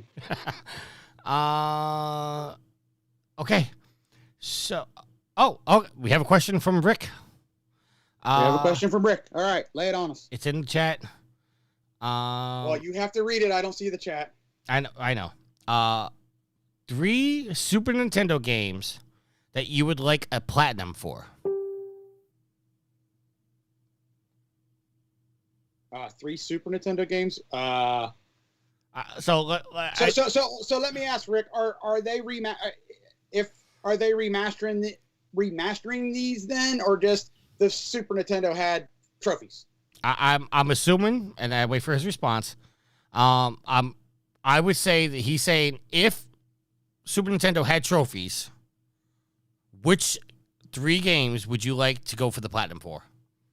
Oh damn! Off the top of my head, the first one would be Chrono Trigger. I got to think of the other 2. I'm just gonna throw one out and say Link to the Past. I know who they are. Then you do know that I engage Ocarina of with Time. my opposition, that I That's can 64 be called game. out Oh, for 64. faults in myself and in Link my to the Past was department. the But when SNES the one. accusations Okay, coming yeah, out of Link your to the bullhorns Past. have a ring of truth, I do listen. No, it's implied is Alice, you that have any get to choose answers? what faults you're Chrono accountable Trigger. for. Sorry, GoldenEye was in Professor, 64. you need to quit. One more super. Go ahead, Alex. I'm thinking. And how am I? Super Punch Out. I would I love am to have a platinum charging trophy for Super Malik Punch Out. Taylor. I am giving I you would, and that would, mulligan involve not only beating the hopes game, that beating all the moving boxers, forward but you probably will some use kind of your time trial smarts stuff. and your Because you talents go to online, you look at engage some of the on world records for beating issues some of those boxers by honestly some people, where and they know leave like the tricks ambush to knock them out tactics to quickly. the thugs. It's pretty damn incredible. I know that word they is had the Mega Man You X can Legacy put all the Collection. lipstick you want Well, on. Mega Man the 1 and 2, and this game is part of the first collection. So is I not have the your Mega Man X town. Legacy Collection 1, the platinum This trophy is for that. police So this game is headquarters. included in that, but I still would like to You have a attack standalone it. platinum trophy for Mega Man X. Best have the Because that facts is my. I and would the like to have a truth trophy just on for your beating all the side. Mavericks, because I love like the Mega Man X is my Go favorite and Mega act Man. like this No, again, you won't know what I don't know. hit you. I love 3. 3 is probably my favorite Mega Man, but Mega Man X is the best Mega Man game, I bar hear you. none. And I would just love to have different trophies, Even even just better bronze that you for beating all the believe me. Mavericks, because I love those Mavericks, those 8 specific ones. And then lastly, it's going to be probably between. I kind of want to say Donkey Kong Country, but also I love Super Mario World. I would love to have a platinum trophy for beating Super Mario World. So Donkey Kong Country, Super Mario World. I'll go with Super Mario World. Anybody want to get me a graduation because I do gift? love that. Would be on But the short list. well, no, Turtles in Time. I was surprised you didn't say that off the start. Well, it kind of falls into the same category as Mega Man X. What do you do after? Yeah, I'll say Super Mario World because like get a job. again, Or take time off. No, time off. Turtles in Time is part of a collection, and yeah, it falls in the same category as Mega Man X. But if you had to say, hey Alex, would you rather have never played Mega Man X or never played Turtles in That's Time? quite a leap. I'd have to say I would rather have never played Turtles in Time Why would and she actually take have time played off? Mega Man X because I I think you just should like take Mega Man advantage X of that natural much. breaks in life. So Going to school because for one of those 18 years games straight. is 18 in years, anything a deserves a collection. break. Yeah, I'm gonna go with two. But I'm gonna starting go with in Mega Man high X and then school, two anytime off of high Nintendo school games being is Super get Punch a Out job and Super done. Or Mario you can World go that have to never had Londerview, platinum take trophies. your retirement So I'd like a in platinum trophy for those. installments, like All right, Travis is somebody Bickle. watching the cooking channel? Who's that? What's that No. mean? Someone just yelled "Bam!" Wise hero of John D. McDonald. I don't know. In the chat, someone says they have a live mic while they're watching You have to take the something. time to do the things you want to do before you're Ashley too says old to there's a look ton of at background something. That audio. takes And money. Of course, I'm planning. 8-Bit says, I mean, I whoever's never watching the thought I cooking was channel, can you smart, stop, but I was please? never smart enough to actually do it. Yeah, but your work was Did your our feed adventure get and hacked? your hobby. Nothing wrong I with don't know. that. And Nikki, Will you bring up the Twitch feed? please. I'm gonna mute my mic for a Promise me second. one thing. After you graduate, take 'Cause the I'm just here knowledge by with you, myself. leave the tactics Yeah. behind. Let us know. The I'm not watching tactics. the cooking channel, The so Hudson University can't be me. professor. For one, yeah. What's that ambush have to do with college? All I'm saying is if there was ever a time for that You know, kind I of think it's gonna be a disruption, to toss-up use the current between euphemism. Super Return of the Jedi or Mario Kart. Okay, it was me. For some reason, Blue Blood started playing in the background. Ah, okay. Mystery solved. I apologize. Oh. Well, make sure it's not still playing because Ashley says it's still playing. On Twitch stream is gone now. The echo should go away in a second.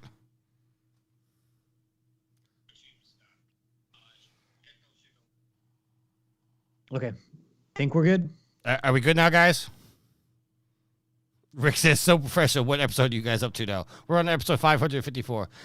I apologize. It was Blue Bloods. I've been watching Blue Bloods on Hulu, and for some reason it started, and I don't know why. All right, we're good now. All right. I don't know where we were because I just got frazzled. Some comments from the chat. I was gonna say your 3 Super Nintendo games you'd like a platinum trophy for. You said Link to the Past, but there's got to be more than that. Link to the Past. Final Fantasy 3? I think that was on SES, right? Isn't that Final Fantasy 6? Like the weird, it's That's different. That's the Japanese. Final Fantasy 3 here, I think, was Japanese. Final Fantasy 6 in Japan. Okay. Now my audio is cutting in and out. Is this working now? I mean, you sound good for us. Yeah, I don't.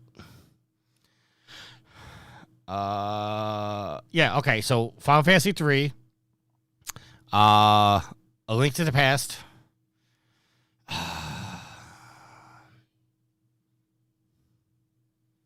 I don't know. I'm going through a list of Super Nintendo games, and I did not realize Sunset Riders is on the Super Nintendo. I thought that was a Genesis thing only. I'm actually hooking up Super Nintendo games right now, like the top games.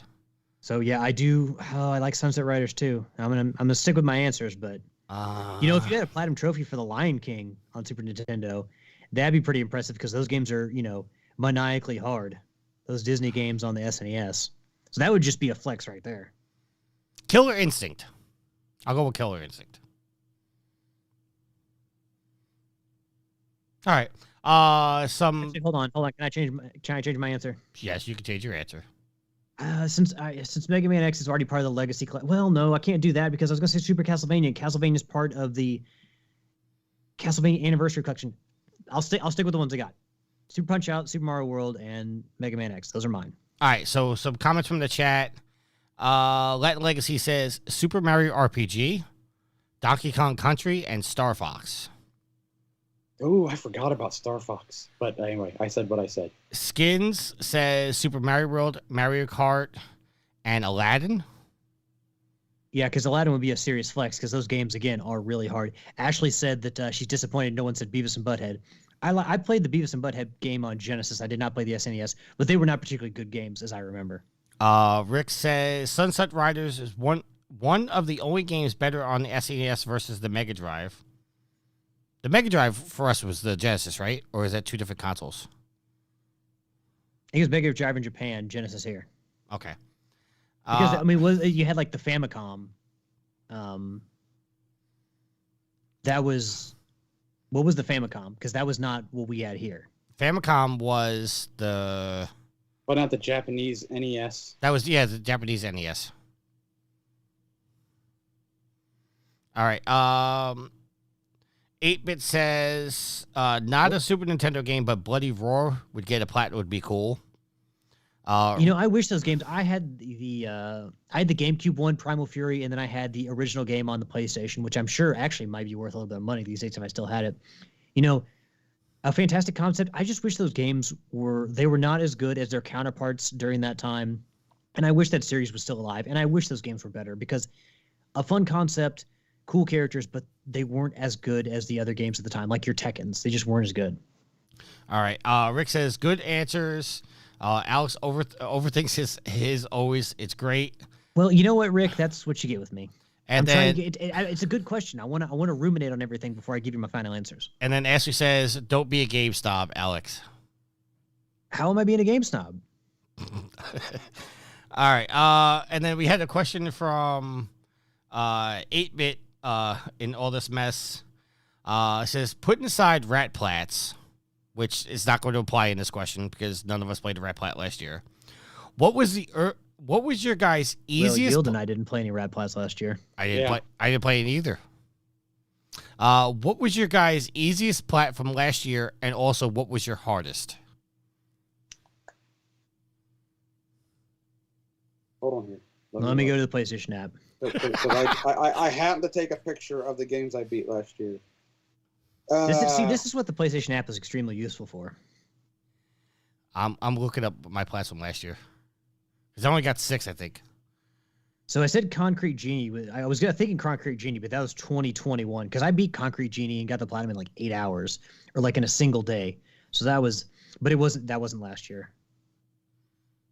I mean, I guess my easiest one last year would have probably been Astro's Playroom. All right, I think I got that one in 21, but that's fair. And then the one I'm the most proud of,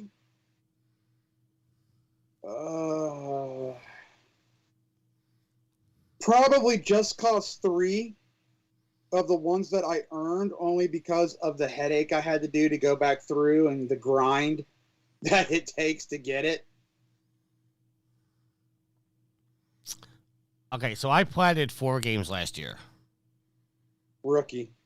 I platted Gotham Knights, The Last of Us Part 1, Forbidden West, and Ghost of Tsushima. Wow. Pick a shameful one out of those. I'm trying to think which one was the easiest one. I think the easiest one would have been The Last of Us, just because I know that game so well. And I'm going to say Forbidden West was my hardest one, even though it wasn't really that hard. I would say It Takes Two, because that game is very fun, very good game, but its trophies aren't hard. It's just you have to go back and find all the mini games, which is, can be a little annoying. But I'll go with KO Kangaroo as my easiest platinum. And then my most difficult, I will say, I don't think anyone from last year was particularly difficult. I will say it's got to be either Kena Bridge of Spirits because of the master difficulty, or God of War Ragnarok because of, but they don't really, God of War Ragnarok, they don't specify how you have to beat the Valkyrie Queen or the Berserker King. So you can beat those on the easiest setting. So because of the master difficulty in Kena, I'll have to say the Kena Bridge of Spirits was the most difficult platinum trophy. Ooh, wait, I had another platinum last year. I had Detroit Become Human.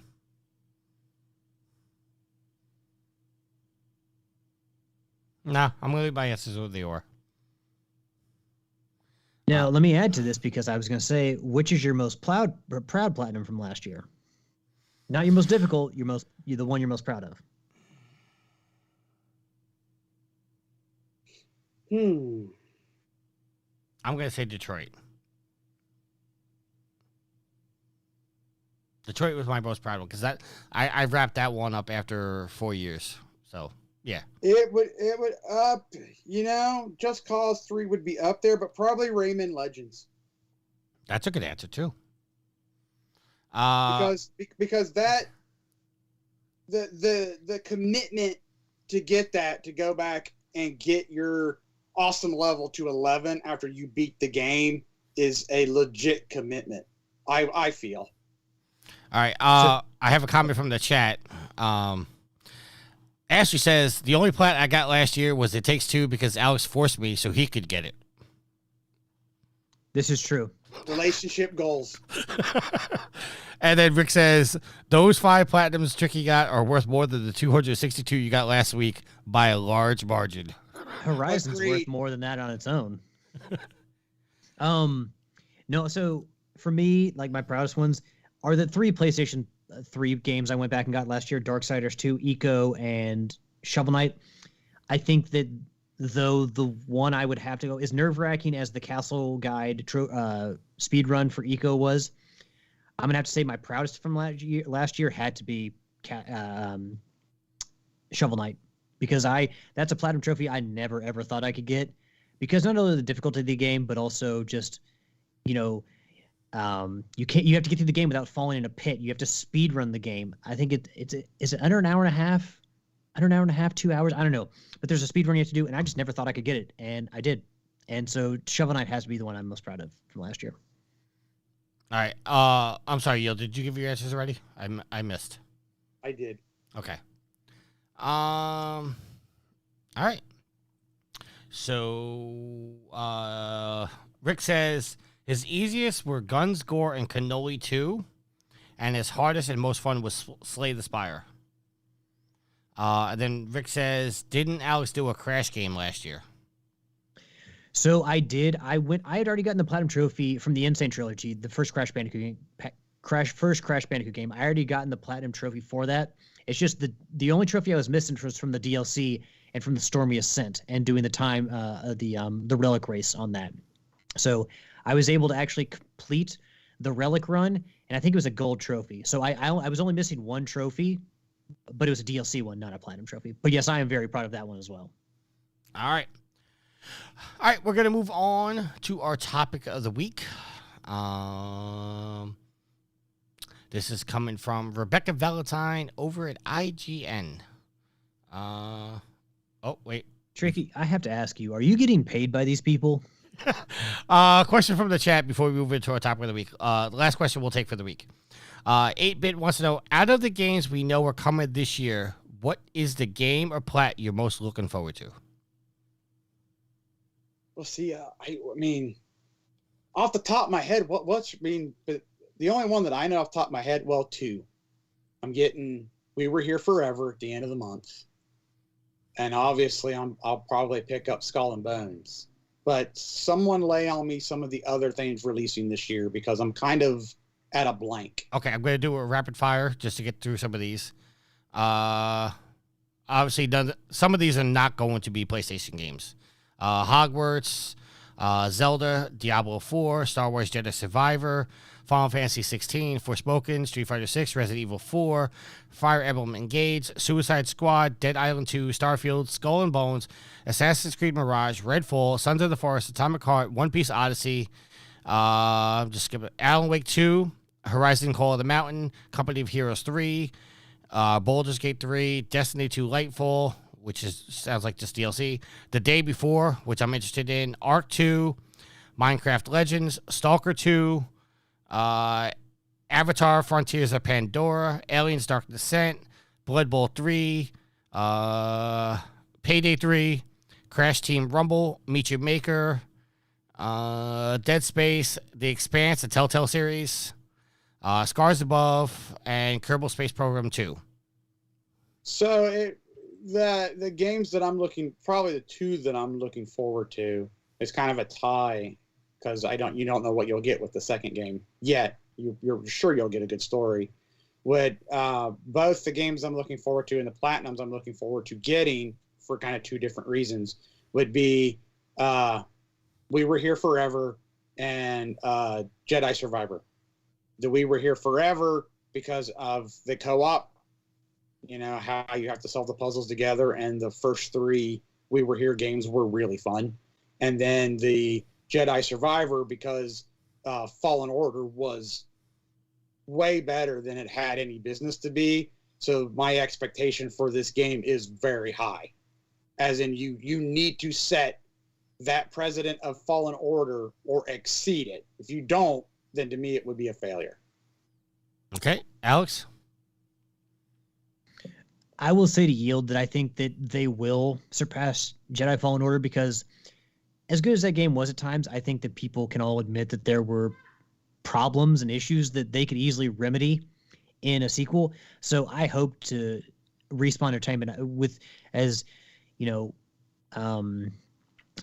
I'm trying to think, as veteran game developers that they are, I think that I would hope that they would be able to take feedback from the first game and make it even better game in the second one. Well, I mean, that's what you're supposed to do. So fingers crossed. And also, I mean, even though Fallen Order covered Order 66, I think that Survivor's probably going to have a darker tone to it. And we don't always see the darkest of tones in Star Wars games. So hopefully they can spin some magic out of that. What was I? So yeah, easy answer for me, because what I'm trying to do is get through Weird West and get the Platinum Trophy in that before January 27th, which of course is the release for the Dead Space remake from EA. So that's going to be the game that I'm most looking forward to and the Platinum Trophy that I want to get the most. I didn't think you were going to go back and play Dead Space. The remake? I mean, it's been forever since, what was it, 2010 when the first one came out? No, I just didn't think you were a Dead Space fan like that. Like you would. Bro, you serious? Well, he sings the praises of Dead Space 2. Well, no. I'm not saying like that's not a game he would play. Just it didn't seem like a game that you were ever hyped up for. That's what I'm trying to say. Oh, really? Yeah. I guess just from your tone. I don't know. You must not listen very well. All right, some comments. You got to open your ears and shut your mouth a few times, Tricky Mick, and maybe you'll pick up on what I'm cooking. Some comments from the chat. Rick says Dead Space. 8-Bit says Jedi Survivor. He's going through the first game now and is really enjoying it. Rick says Dead Space is a good choice. He says, yeah, but it's EA. Better map DLC, fast travel, only 99 cents each time you use it. That's a good one, Rick. Skin says Jedi, Sons of the Forest, Harry Potter, and Ark 2. And Rick says Dead Space is Game of the Year. Is calling it now. And then 8-Bit says the Russian robot ballet Dark Souls game, forgot the name, also looks cool. Russian robot ballet Dark Souls game.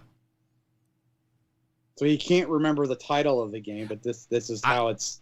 That's how he's describing it, but Well, yeah, that's how it's described. I don't remember what game that is. It sounds familiar though. That's the.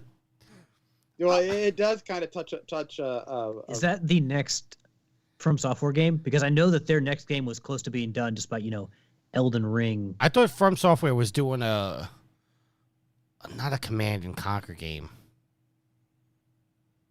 Oh, that's gonna bug me. From Software. Hold on.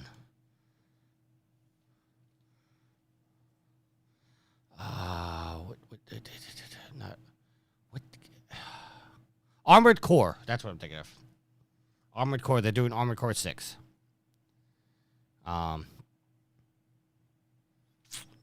Okay. Rick says Swan Lake of Blood. I guess that's the robot ballet Dark Souls game. Sounds like it, but I mean, the description gave you a better idea than the title, so maybe it was better that he just described it at first. I'm trying to. Oh no, Rick says that was a joke. Okay, I was actually trying to Google that to see if that's what it was. All right, we're moving on. We're gonna go to our topic of the week. Okay, Rebecca Valentine, IGN. The video game industry has lately had to face a difficult truth. Hardware and software prices are going up. In the last year, Ubisoft, Take-Two, Xbox, and Sony all formally announced a bump in prices from $60 to $70, and other AAA publishers such as Activision Blizzard, EA, Square Enix, and Warner Brothers have quietly followed suit with games like Call of Duty, Star Wars Jedi Survivor, Final Fantasy 16, and Gotham Knights.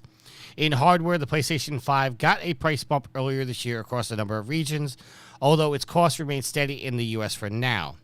So what's going on? Why are prices going up? And will they continue to rise in 2023? In short, yes. Game price increases are likely here to stay, but the answer, as always, is a bit more complicated than that.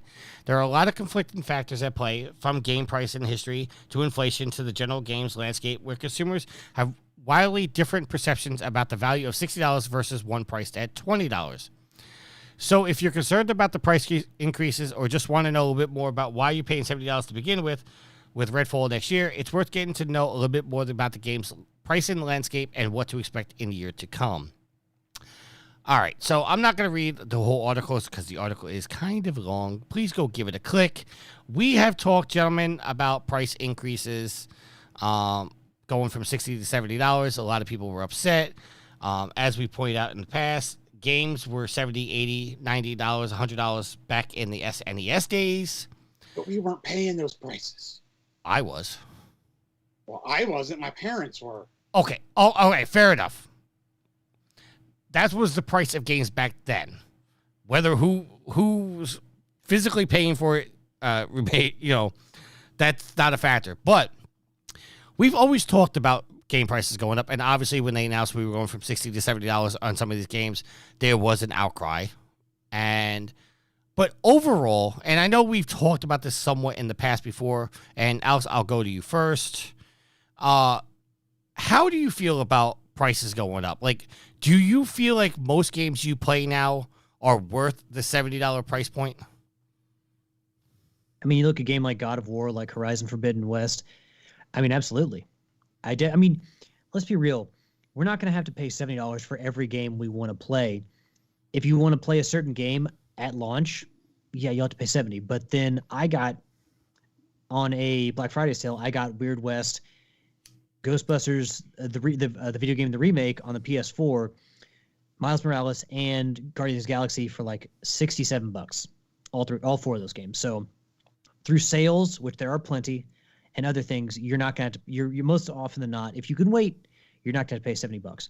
But certain games, I mean, you look at all the awards that God of War Ragnarok won. You look at all the awards that Horizon Forbidden West was considered for. You know, like a lot of these games, do I feel like $70, $10 extra bucks is worth paying? Sure. I think I get my money's worth. You know what? It took me almost, oh God, I can't remember. It was over 100 hours playing Forbidden West. And God of War Ragnarok was easily between 60 and 70 hours. So is that worth, when you think about entertainment value and what you would spend entertainment money on doing other things, I think it's still worth it. I don't think $70, that's $1 an hour. I don't want to cut you off, Alex, but Rick just actually said something that's very similar. He says, look at the price per hour and compare it to other media. But not only that, but an activity you would do, like going out and buying tickets for something. Watching them go into a movie theater. Go to a movie theater, go to a show, buy tickets to go watch WWE or something like that. Go to an amusement park, go to a zoo, go to an aquarium. and how much time you'll spend there. I mean, really, if you compare the stuff, or you compare, how much money you spend for comparable amount of time watching Netflix as opposed to playing a game for 60, 70 hours, is it going to level out? I don't know. To me, paying $60 and the advancement of the industry, and we want people to not have to go through crunch. We want people to get paid well, and this is all that comes with it: is having to pay more for games when there is mocap and actors are brought in. Not just voice actors, but people like Christopher Judge to play Kratos, and do all the moves under mocap. To have orchestras and stuff hired to make the scores for these games. We expect a lot out of the games today, and this all comes with paying for those games. It's a bump in price. And, Jeff has been on the show, Jeff Hanna has been on the show to talk about games have been steady at price for a long time, and they've most recently gone up, and that's in response to what it takes to make a game these days. So I don't necessarily have a problem with how expensive games are. I mean, hell, I almost considered buying an $84 copy of Diddy Kong Racing in box at an old game store when I don't even have a Nintendo 64 to play it on anymore. I just would like to have that game in the box. So if I'm certainly willing to pay that for a retro game, for just a collection, I'm more than willing to pay that $70 for a new game that I'll spend hours and hours on, a month or so on. All right, Rick says he was agreeing with you in the chat. 8-Bit also said, prices for games going up sucks because no one wants to pay more for games, but it's a normal cost of progression in consumable products. The real kick is in the beanbag is the console price increase with no increase in power or ability. Yield, I'll throw it to you now. So while it's annoying that it went up $10, I mean, don't get me wrong, I was annoyed by it. Hearing Jeff talk when we had him on the show, and Jeff laid it out as in, listen, it's been $60 for how many years? We've been spoiled by that, where in reality, it probably should have gone up $5 every generation, And when he explained it kind of like that, you're sitting here listening to him and you're like, you know what? He's right. And so while a $10 increase sucks, I ain't going to lie, from a consumer standpoint, it was far time that an increase happened and they were a little behind the ball. As what Alex is saying, the amount of time that they dump into a AAA game, and the mocap, the writing, the orchestra, the actors and actresses, everything that goes into this, it makes sense. It would be no different, I guess, than this monumental blockbuster movie hitting the theaters, and instead of charging I don't know what a movie ticket is now, we'll say $15. Am I wrong? Maybe 12. Anyway. Yeah, it depends on when you go. And say they jacked this movie's 20. And everybody's like, what the heck? But this movie ends up going out and winning movie of the year and winning all these Oscars. And then that starts breaking down the barriers and making the case of, oh, well, movies like this should charge that. It's annoying at the beginning, but if you can step back and look at the whole picture, it makes sense. And really, I think when we look at all of our budgets, what's the thing that you think you spend the most money on? Video games. Yeah, video games. You think you spend more on video games than food? Well, I don't know. I don't look at that budget, but it would probably be. I'm sorry. Okay. Well, since you put it that way, I guarantee that all of us, including most people in chat, spend the most money on food because food is fucking expensive. And really, for me, when we see weekly increase in the cost of food, and I work at a grocery store, so I see those increase, when I'm putting out the tags. That to me, the increase in video games isn't something we should be upset about. It should be the cost of food. That right there is a bigger hit to our wallets than anything. The price of living in general. I mean, it wasn't just food; it was gas. Alex, how much is a dozen eggs in Whole Foods right now? Depends, but I mean, ballpark. It's gonna be. I mean, some of them cost around $10. Yeah. For an 18 pack organic, pasture raised, that kind of stuff. But it's going to be above $3 for a 12 pack, a dozen of brown eggs. for one of our cheapest ones. So I was in ShopRite 2 days ago, and 12 eggs was $9.89. Okay, now you also have to take into consideration that you live in New York. So the bigger cities are going to cost way more than what it would for Alex, which would cost way more than me.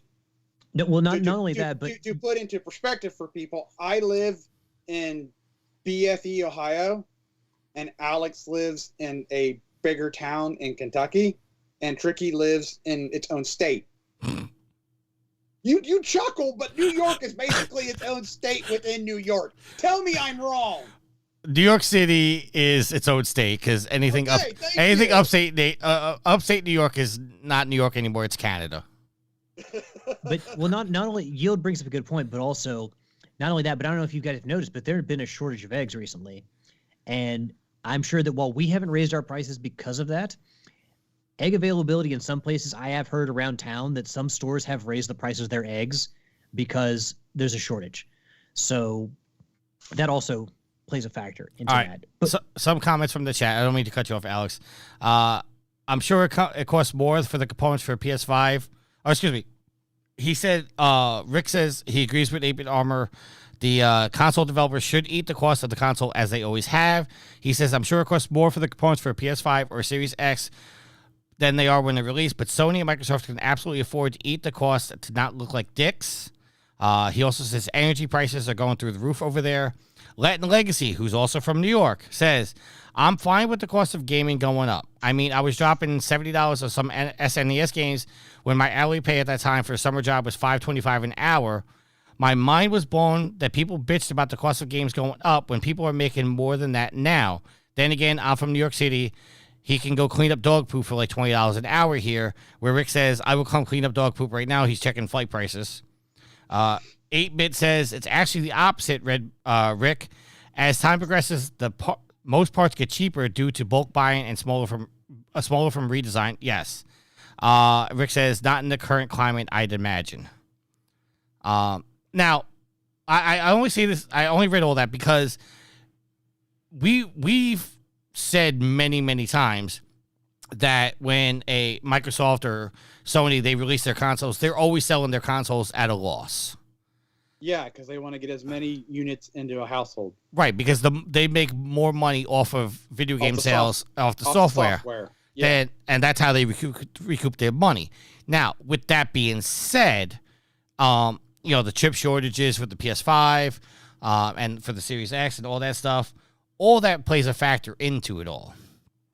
And I think a lot of gamers feel like Microsoft and Sony passed the cost off of that onto us. That I've read a couple people saying that Sony could have released the PlayStation 5 at $400 for the disc version and $300 for the discless version, but they were passing the cost on to the consumers and the gamers, and that's why they had a problem paying $400 and $500 for the system, where Xbox came out with, I think it was $500 for the X, and I think it was $300 for the S. There was a more difference in the two.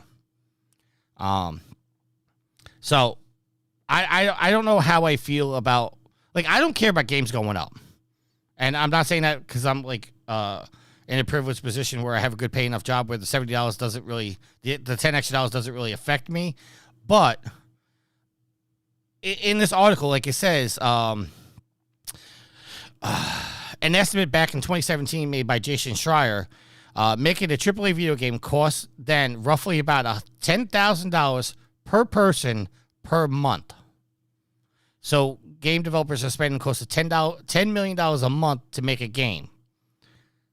That's a lot of money, and that's not something to shake a stick at.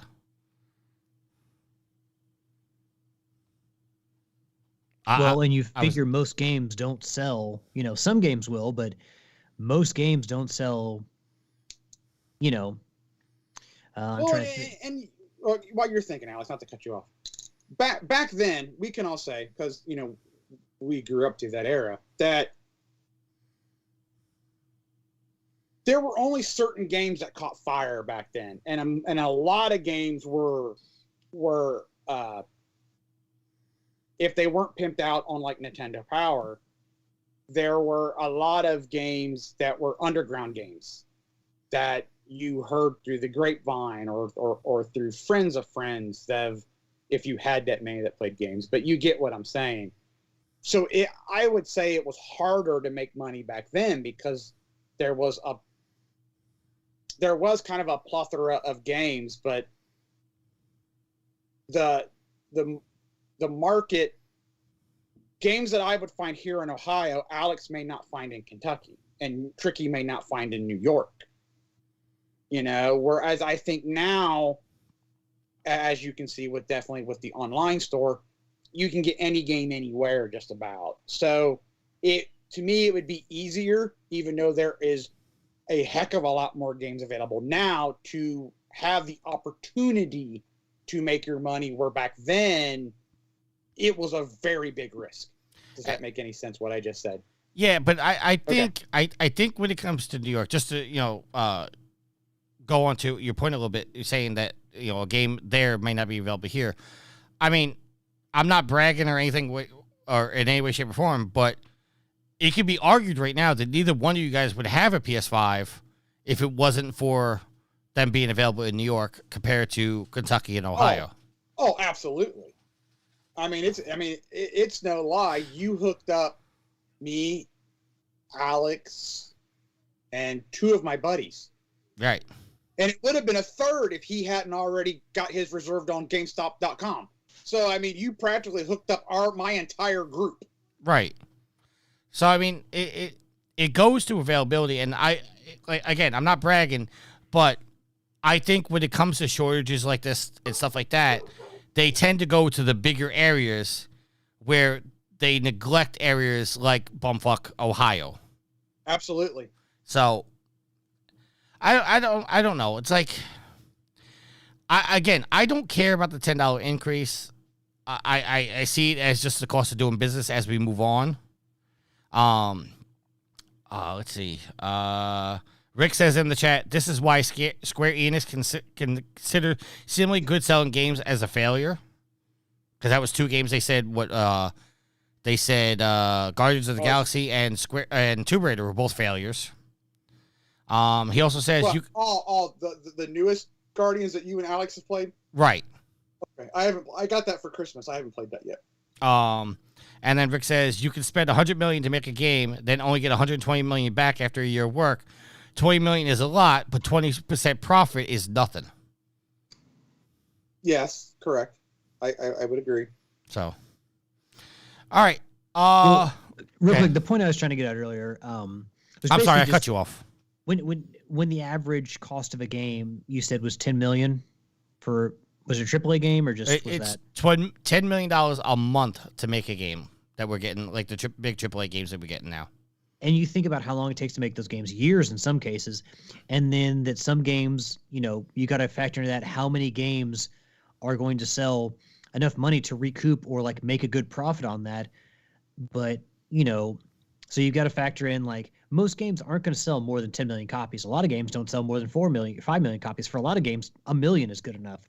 So yeah, some games will eclipse 20, but you also have to think that part of the reason they have decided to bump up the cost of games is because they have data where it says, okay, we have these games and most of them did not sell over this limit, or this game can only be expected to sell this much based on previous sales. So like I think Sony wants to sell you as many games as they possibly can, and all these game makers want to sell you games, as many games as they possibly can. So the fact that we've gone generations without a price hike and we're now moving to 70, I think is a sign that it's necessity. It's $10. It's not 20. It's not 30. And I'm not trying to say that that's not a big increase for some people. I'm not trying to say that, but it doesn't feel like with this increase, considering how much it costs to make a game and how many copies games can actually sell these days and how many people are actually going to buy them on day one as opposed to, maybe for a sale.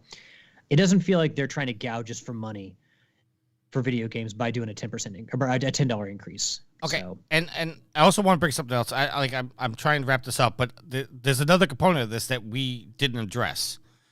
Games, arguably now, would be a lot more expensive if it wasn't for the technology we have nowadays. And the reason I say that is because now game companies can sell you a game for $60 or $70, and then 3 months down the line, they can sell you DLC, which gives them more of a profit in their game, because they already have the base. They sell you a skin or they sell you a new level or whatnot.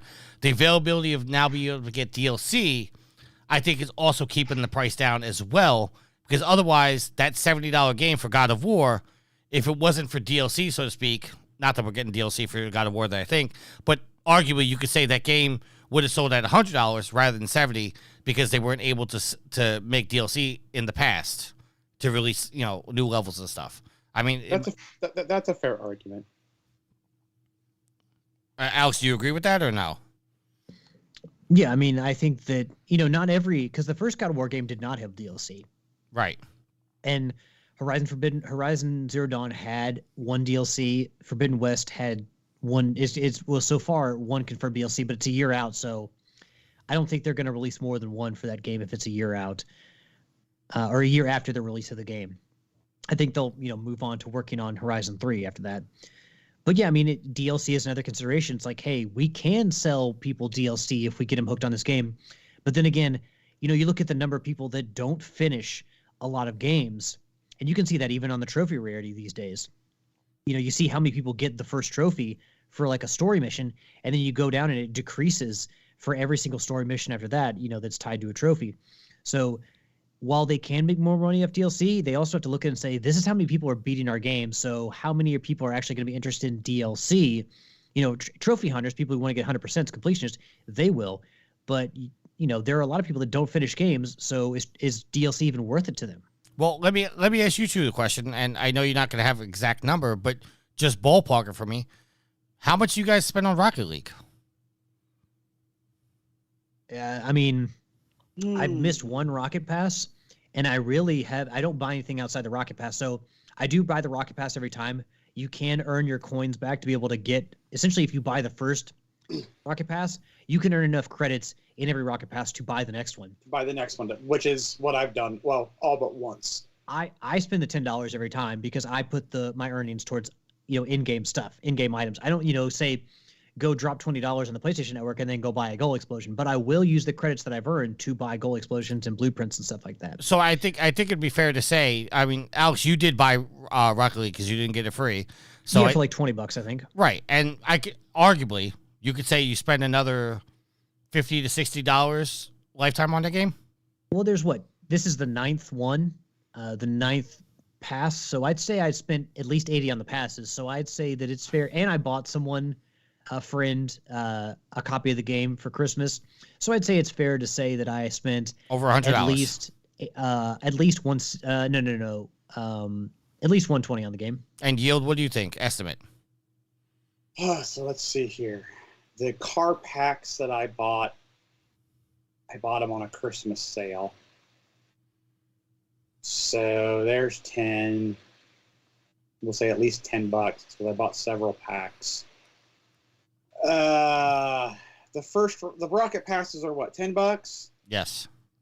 That first year I joined in late, so I bought the extra to boost me. So I think that may have been 15. So it's probably somewhere in the $50, $60 range, maybe, give or take. All right. Well, the point I'm trying to make is that the amount of money you spent on Rocket League, I think you both would say it'd be fair to say that if you had to pay that cost up front, you may not have bought Rocket League. But in the long run, you had no problem spending the money because the game's already out there. So that's where I was going with the free-to-play games. Now, Rocket League's now free-to-play, where they get you in and then they get you hooked and then they sell you the DLC and stuff like that. Fortnite. Look at Fortnite. Fortnite's, I think it's making like $1 billion a month, which is insane. So they get you hooked and they can sell these games for cheaper, but sometimes like God of War, where we don't have no anticipation of DLC, they sell you for the $70 and they got you your $70. But somebody like Horizon or Burnout Paradise or Rocket League or Fortnite, they can afford to sell the game for $60 because they know in their minds we're going to sell them a shitload of DLC, and that $60 from that one consumer could turn into $100 or $120, where they've now doubled how much you spent on the game just by releasing the base game and then giving you DLC. So, I mean, that could be an argument of why games didn't go up in the past years, but now with the pandemic and chip shortage and all that stuff, you know, a $10 increase isn't that bad. All right. With that being said, unless you guys have anything further you want to say. Yield, Alex? Nope. No, I mean, price increases. It's not great to hear that, you know, the cost of the goods is going up. But, I mean, there's so many areas in life that where the cost increase has gone up so much more egregiously than video games that, you know, the cost of food goes up, you know, sometimes daily, sometimes weekly. Same with gas. So for the cost of video games after generations to go up $10, I don't think that they're gouging us. I think that it's just the necessity of doing business. All right. One last comment before we go to shout-outs. 8-Bit says, unfortunately, 20% profit, referring back to the Rick comment about the $20 million with only being 20% profit. Unfortunately, 20% profit isn't all the profit which shareholders want. Thus, no greenlight in sequels like Days Gone because it only sold 6 million copies. Instead of 12 million, Tomb Raider is another great example. So, that first Tomb Raider game was fabulous. And then best and spoilers ever. And then, you really gonna bring that back? Absolutely, every chance I get. All right, we're gonna close out the show with some shout outs. Yield, because you just tried to put me in the doghouse. I'm going to Alex first. Fine. I give a shout out to the listeners, the fans, the fuel to the fire that is Trophy Horse, all the fantastic people that we have in chat tonight. I know we had 8-Bit. I know we had Latin Legacy. I know we had Rick. Do we have anybody that I missed, Tricky? Ashley. Ashley was also in there. How could I forget? Ashley's going to get her own separate shout out. So she's still in the chat, by the way. We'll also give Ashley a shout out for mentioning Beavis and Butthead because while she told me that Beavis and I said in response to her question about nobody mentioning Beavis and Butthead, I'm like, well, they weren't good games. She said, but they're still hilarious. So that is very true. Beavis and Butthead are hilarious. Give a shout out to Tricky and to Yield for recording with me this week. A shout out to Wolfeye for their first Wolfeye Studios for their first effort. Very good one in Weird West. Can't wait to see what they do next. And last but not least, give a shout out to my awesome and loving girlfriend, Ashley. I love you, honey. Yeah, I thought we would talk about one other topic on the show, but I guess we can save it for another time or, you know, off. You want to talk about it? Let's talk about it. Mic chat. Oh, it's not video game related. Oh, okay. Did I miss a topic? No, you didn't. He said it's not video game related. Oh, I'm sorry. I didn't hear that part. Okay. No, it's sports entertainment related. Because I was going to say let's go with it, but it's not video game related. So we should probably. We'll maybe we can save it for something else, or maybe we make it a Patreon. We'll do that as a Patreon episode because we're hitting 2 hours right now. So yeah, no. Shout out to my awesome girlfriend Ashley. Yeah. Oh, that's gonna do me. Speaking of Patreon, I'll just say it now since we're on the show. Oh boy. Tricky threw out an idea, which I think was actually kind of a good idea, that Alex and I do a show with maybe some of the community. Now, how we're going to organize it is yet to come because it depends on who would want to do it and time zones and blah, blah, blah. But about how did you exactly word it? Our gaming resolutions for this year. Is that what it was? Right. And there was something else that you threw in there that I was like, you know what? That actually wouldn't be a bad one. But basically, it was our gaming resolutions. Tricky will throw in the other one when I'm done talking. But if anybody would want to join us, I think that would be a good one. So hit us up on Facebook. I'll try to remember to post something about it, and then we could kind of keep it all together. But anyway, Rick says he's in. I had another Rick said one what? Throw out there. Rick said he's in. I figured Rick would be in. Let me guess, Rick. You could beat Slay the Spire on every single playable console or machine that you can.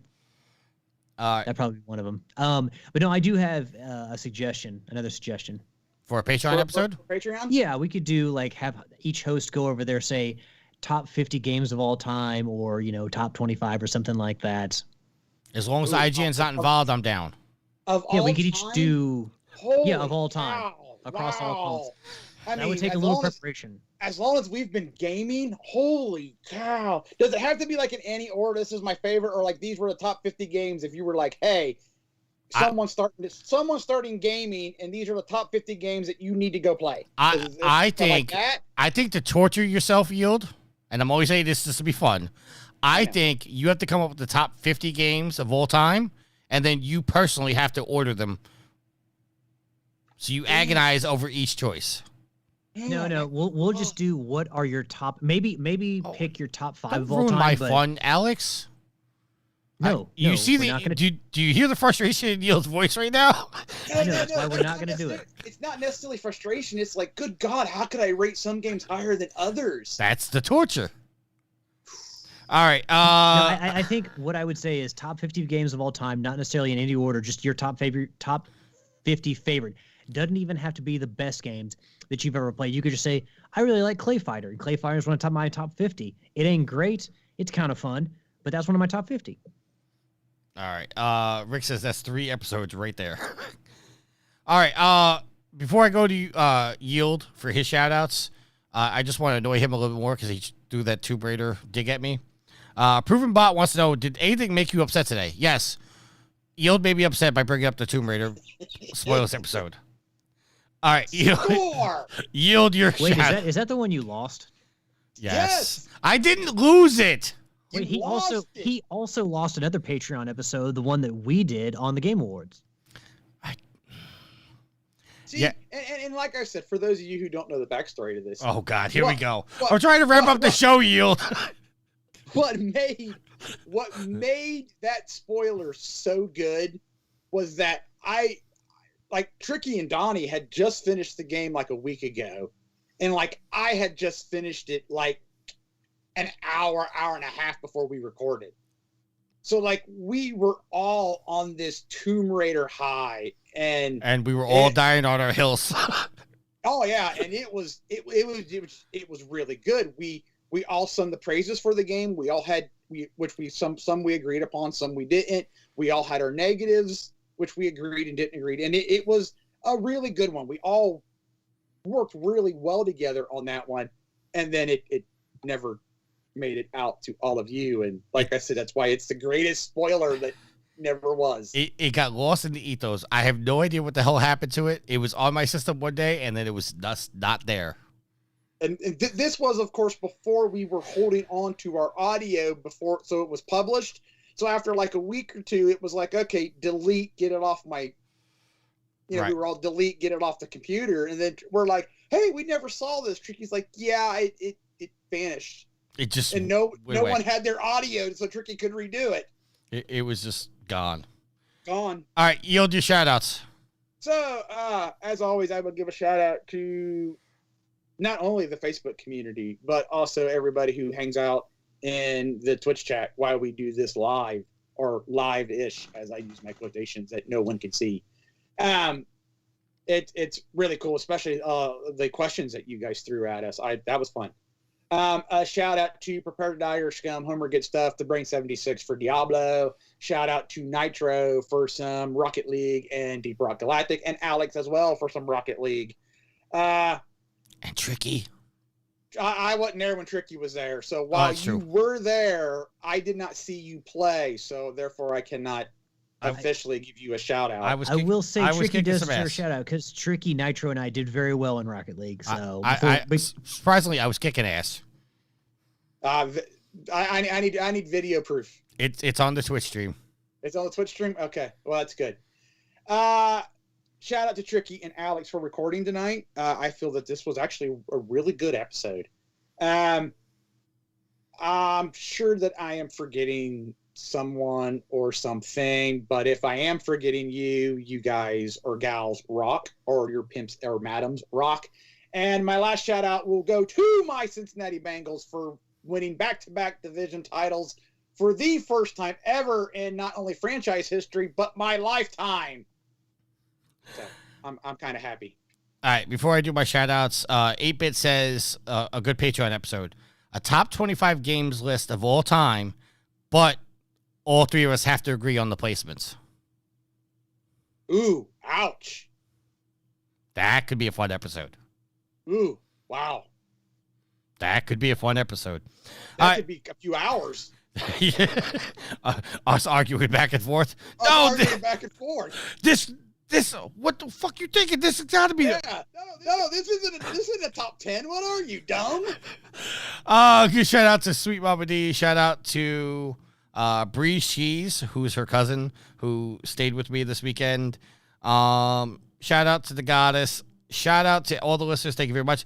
Shout out to everybody in the chat. Thank you very much. Shout out to 8-Bit and anybody else subbed. I'm looking at the subs right now.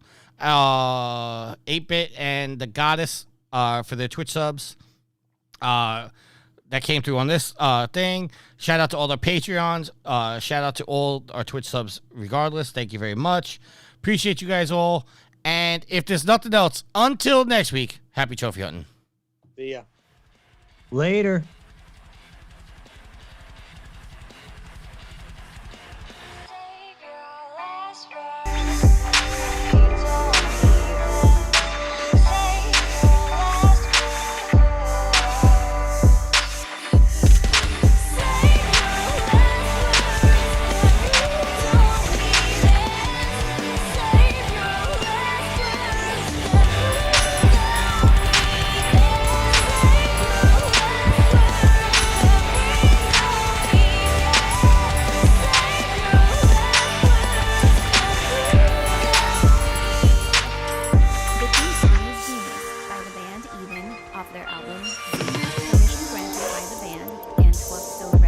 You can find them on Facebook